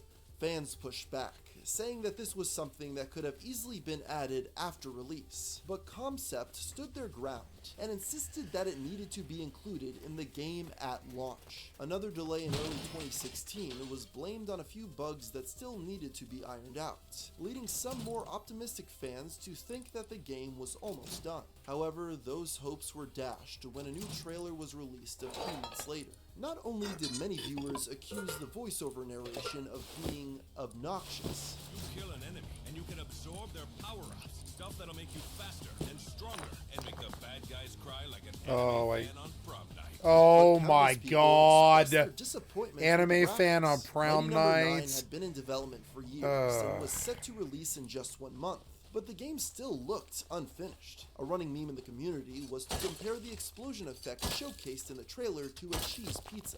Even Sonic the Hedgehog, a franchise infamous for publishing buggy and unpolished games, mocked Mighty No. 9 for this on Twitter. At the very least, though, the game was now finally being distributed. On June 21st, 2016, the long-awaited project was finally given to the public via digital distribution methods. Backers would still have to wait a little longer to get a physical copy. Gamers playing it at launch soon noticed a plethora of glitches and painfully long loading times combined with the unfinished graphics showcased in the trailer. In fact, a few Wii U players reported their consoles being completely bricked while playing Mighty No. 9. This particular bug was quickly fixed in an update, but that didn't change the terrible review scores that the Kickstarter-funded project was receiving. Once again, even Sonic the Hedgehog joined in to mock Concept for their disastrous launch. Things didn't get much better when the physical Shush, copies were Brand. shipped out either, as backers quickly Damn it, discovered Sonic. that the game will Nobody wanted you to weigh in, Sonic. Shush, Brand.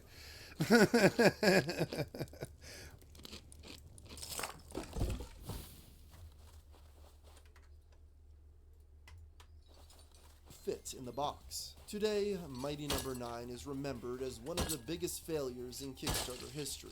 Even after multiple years of delays, the game Anime was still fan on released prom buggy night. and unpolished, and the multimedia franchise promised by Inafune never came to fruition. At the very least, it proved that there was still public. I mean, it's true, but they shouldn't say it. Mega Man game, something that Capcom clearly took note of. In 2018, the studio released Mega Man 11, an official continuation of the series with a much better response from critics and fans.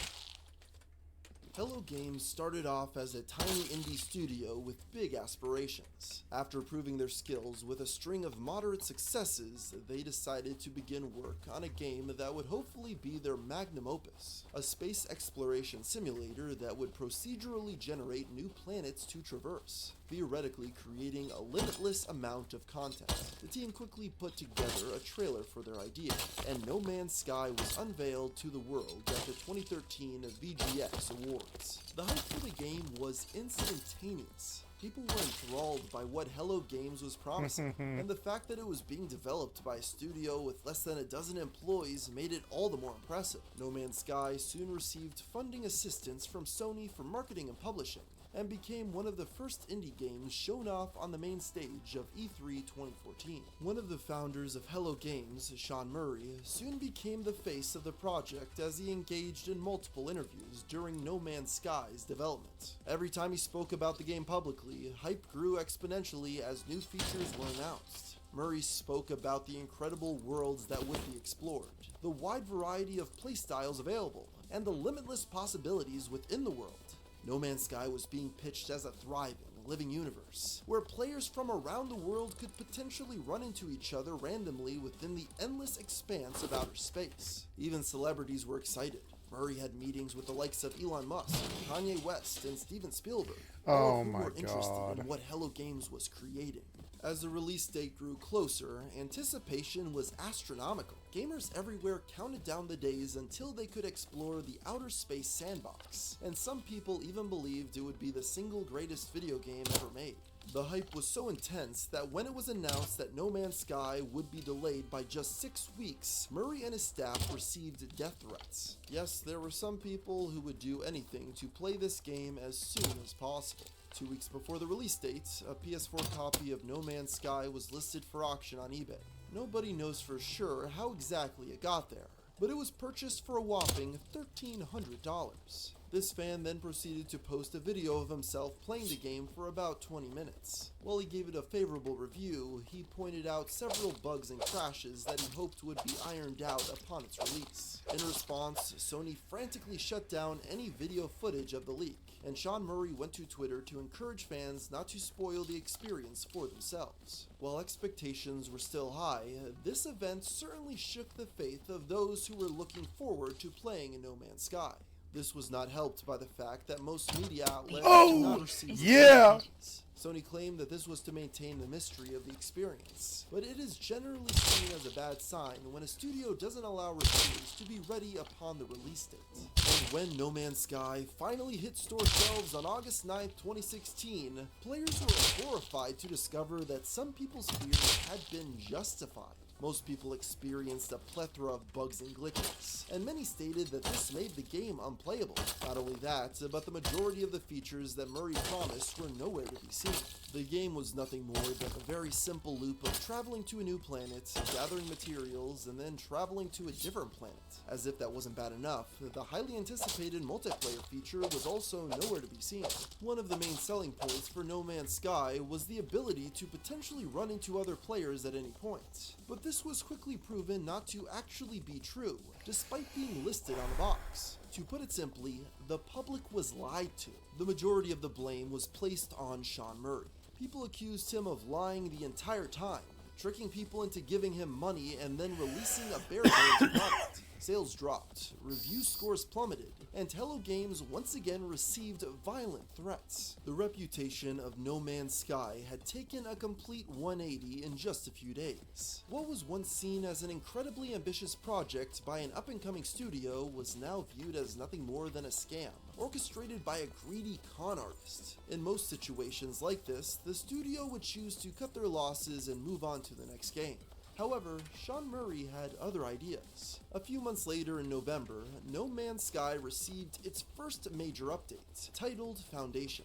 It included a new base building feature as well as the option to play the game in either creative or survival modes. And as time went on, Hello Games continued to add more updates, both ones that were promised in the initial press tour and entirely new ideas, all completely for free. In fact, No Man's Sky continues to be updated even to this day. Many gamers will never completely forget the sense of betrayal they felt towards Hello Games after No Man's Where Sky's is it you initial would launch. like to go But last? thanks For to these just a few updates, coin, my Murray and his griffins can get you associates there managed faster to than crawl even the themselves swiftest back horse. out of the mud and regain the respect of many in the online gaming space. The Dead or Alive Extreme series has always been fairly controversial. The franchise is a spin-off of the Dead or Alive fighting games, and features the entire female cast playing beach volleyball while wearing incredibly revealing swimsuits. I loved this With that game. description, it I should loved come it. to no surprise that the series It was has such a faced beautiful little accusations game. of sexism by certain It wasn't just their bodies, it was the vibe and the music and all of that. During the development of Dead or Alive Extreme 3, it was announced by the developer, Team Ninja, that the game would not be released outside of Asia. When disappointed fans asked why the decision had been made, they released the following comment on their Facebook page. Do you know many issues happening in video game industry with regard to how to treat female in video game industry? We do not want to talk those things here, but certainly we have gone through it in the last year or two to come to our decision. Thank you. This post was soon deleted, and Dead or Alive's publisher, Toei Tecmo, stepped in to offer a more official statement on the matter. They claimed that what was written on Facebook was merely the opinion of a single employee, and the limited release was actually due to DOA's limited audience in America. On top of that, they made sure to stress that the game featured an English language option, and Japanese copies would be playable on Western consoles. Nevertheless, the decision not to release the game in the United States caused outrage amongst many fans. As a result, the import site PlayAsia proudly proclaimed on Twitter that they would be selling the game on their storefront. Hashtag DOAX3 will not be coming to the US due to hashtag SJW nonsense. However, we will have the English Asia version available here. This once again caused controversy as people accused PlayAsia of being sexist. But this soon faded, and Dead or Alive Extreme 3 became the import site's best-selling game of all time. This would not be the last occasion Japanese developers would censor their products for American consumers. Fatal Frame, Maiden of Black Water, featured alternate swimsuit costumes for the main characters that were exclusive to the Asian version, and Devil May Cry 5 covered up scenes of nudity for their US release. Both of these instances caused a similar outcry to DOA, but it seems the American political landscape is not something Japanese developers want to mess with. The original Ghostbusters movie, which was released in 1984, is widely regarded by film scholars and general audiences alike as one of the greatest and most iconic comedies of its era. The film's groundbreaking special effects, catchy theme song, BRB bio. and effortless chemistry between the main cast to turn the story about a group of scientists starting a ghost extermination business into a juggernaut of popular culture for years to come. A sequel was released in 1989, which, while still being a big hit at the box office, failed to live up to the quality of the first movie in the eyes of most fans. Many agreed that the success of Ghostbusters was lightning in a bottle, and the magic simply could not be replicated. Nevertheless, fans still held out hope for a third film in the franchise. Potential scripts for Ghostbusters 3, some of which even written by series co-star Dan Aykroyd, were passed around for years, but were rejected time and time again by director Ivan Reitman and star Bill Murray. But following the death of series co-star Harold Ramis in 2014, most fans gave up on the idea of ever seeing the Ghostbusters franchise on the big screen again. But in Hollywood, it's impossible to leave a money-making property alone. The executives at Sony Pictures decided that, if they couldn't get the old cast and crew back, they would have to hire a new one. In 2015, it was announced that the next Ghostbusters film would be a complete reboot of the franchise. Paul Feig, most famous for his 2011 comedy Bridesmaids, was set to direct. But the detail most people focused on were the new lead actors. The previously male cast had been replaced by an all-female one, consisting of comedic actors Kristen Wiig, Melissa McCarthy, Kate McKinnon, and Leslie Jones. Now, at this point in time, it was hardly a novel concept for studios to change the gender or race of established characters. But even then, nobody could have predicted the explosion of outrage this announcement would ignite. Ghostbusters fans who had waited for so long to see their favorite actors return to their iconic roles had just had their dreams ripped away in an instant. This reboot became so widely talked about that even the Republican presidential nominee Donald Trump went to the internet to discuss his thoughts on the matter. They're remaking Indiana Jones without Harrison Ford. You can't do that. And now they're making Ghostbusters with only women. What's going on?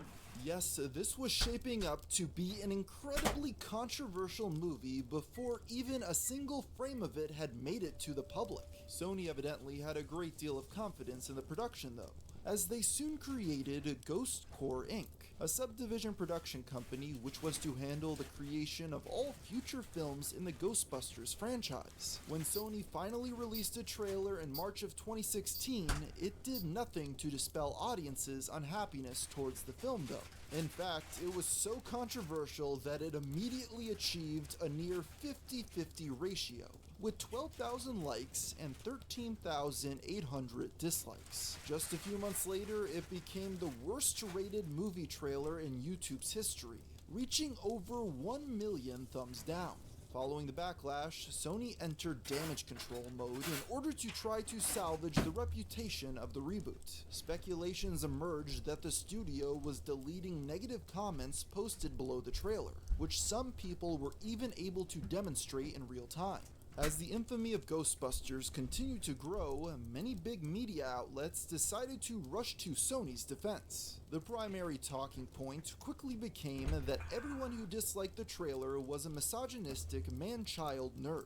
For the next few months, a stream of articles were published lambasting those who were not excited for the upcoming reboot. They all repeated the same talking points about how the backlash was completely overblown and the only reason anybody may have disliked the trailer was because they hated women. On May 17th, YouTuber James Rolfe, best known for his character, the Angry Video Game Nerd, posted a video saying that he would not be making a review of the Ghostbusters reboot when it was released, essentially turning him into the poster child for an angry man-baby Ghostbusters fan in the eye of many journalists. So instead of doing what everybody else is going to do, go see the movie and then talk about how bad it is, I'm going to do something different, something unheard of. I'm not going to see it. Wow. What a novel concept, right? If you already know you're going to hate it, why give them your money? One of the higher profile people to join in was comedian Patton Oswalt, who went to Twitter and mocked the internet critic. This response provoked hordes of angry Ghostbusters fans to descend upon Patton, who were up in hordes of angry Ghostbusters fans. Get some soap and some water. About his flippant response to Rolf's video. Some of these people chose. I love Ghostbusters, but as much as I was a Ghostbusters fanatic when I was a kid. Must have watched the movie 100 times. I loved that movie, and I loved the whole lifestyle. And I bought all the toys and the figurines. I'm as much a Ghostbuster fan as anybody else. My family will tell you, but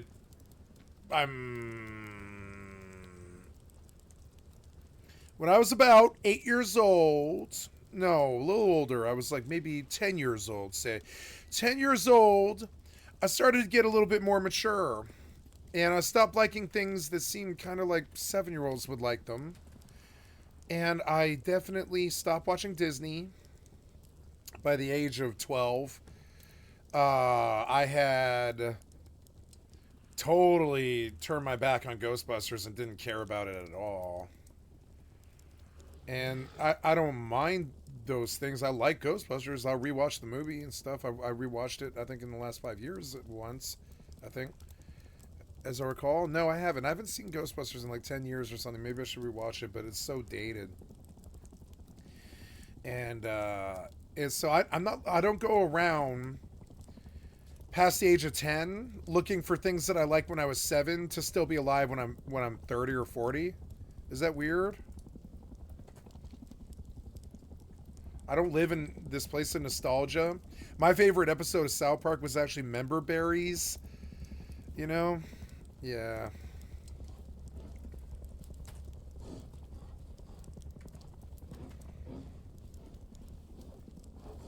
Great.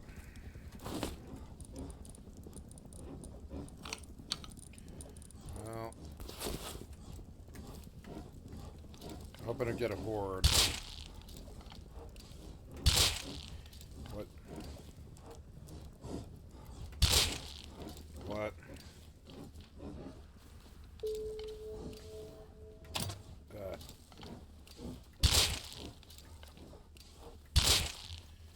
I guess he fixed it so if you're above.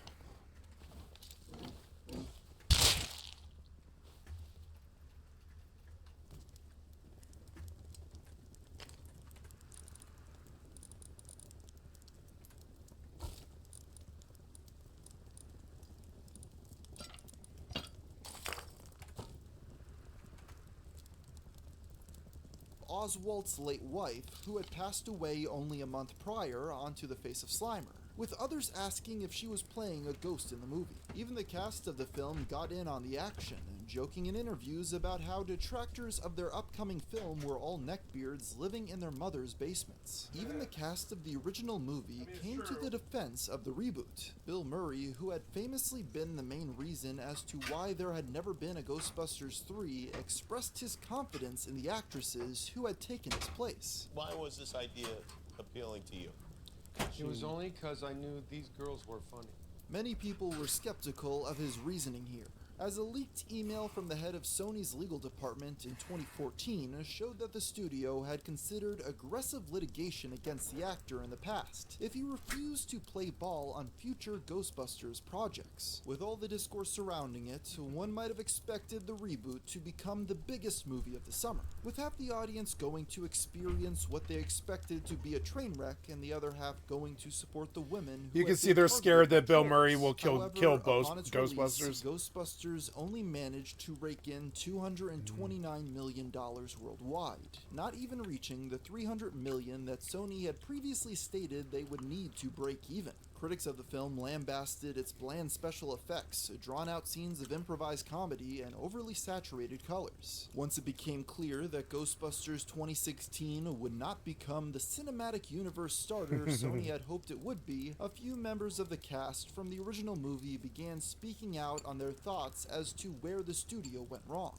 Dan Aykroyd placed blame on the director, Paul Feig, for not taking his advice on filming important scenes, and thus costing the studio millions in reshoots when it became clear that those shots were necessary for the plot. It's too bad. The director, he spent too much on it, and he didn't shoot scenes we suggested to him. Several scenes that were going to be needed, and he said, no, we don't need them, and then we tested the movie, and they needed them, and he had to go back, and about 30 to 40 million in reshoots, so... yeah. So he will not be back on the Sony line anytime soon. However, Aykroyd would later walk back this statement. In the aftermath, the film's co-lead, Leslie Jones, began receiving a barrage of hateful comments on Twitter, many of which targeted her based on race. The most aggressive of these posts would compare the actress to the original Ghostbusters TV show from 1975, in which one of the team members was a gorilla. Among those taunting her was the infamous right-wing provocateur Milo Yiannopoulos. He would join in on making fun of her appearance, and even fabricated fake tweets by the comedian to make it seem like she was anti-Semitic. Throughout all of this, he would show no remorse, and rationalized his behavior because, quote, everyone gets hate mail. This eventually resulted in Jack Dorsey stepping in and Milo's Twitter account being suspended permanently. While his fans did start up a campaign dubbed Free Milo in an attempt to get him reinstated, Twitter upheld the ban. One of his defenders was YouTube commentator Seanhead, who claimed Milo's statements weren't that hateful. Yeah, you can't control your followers, and his tweets weren't hateful at all, really. They were just... Oh, he did imply that she was a man, but... She looks like a man. She looks... That's she's not ugly. racist. She's just ugly. Following this, wow. Jones' website was hacked and defaced with photos of her You guys are driver's so license fucking mean.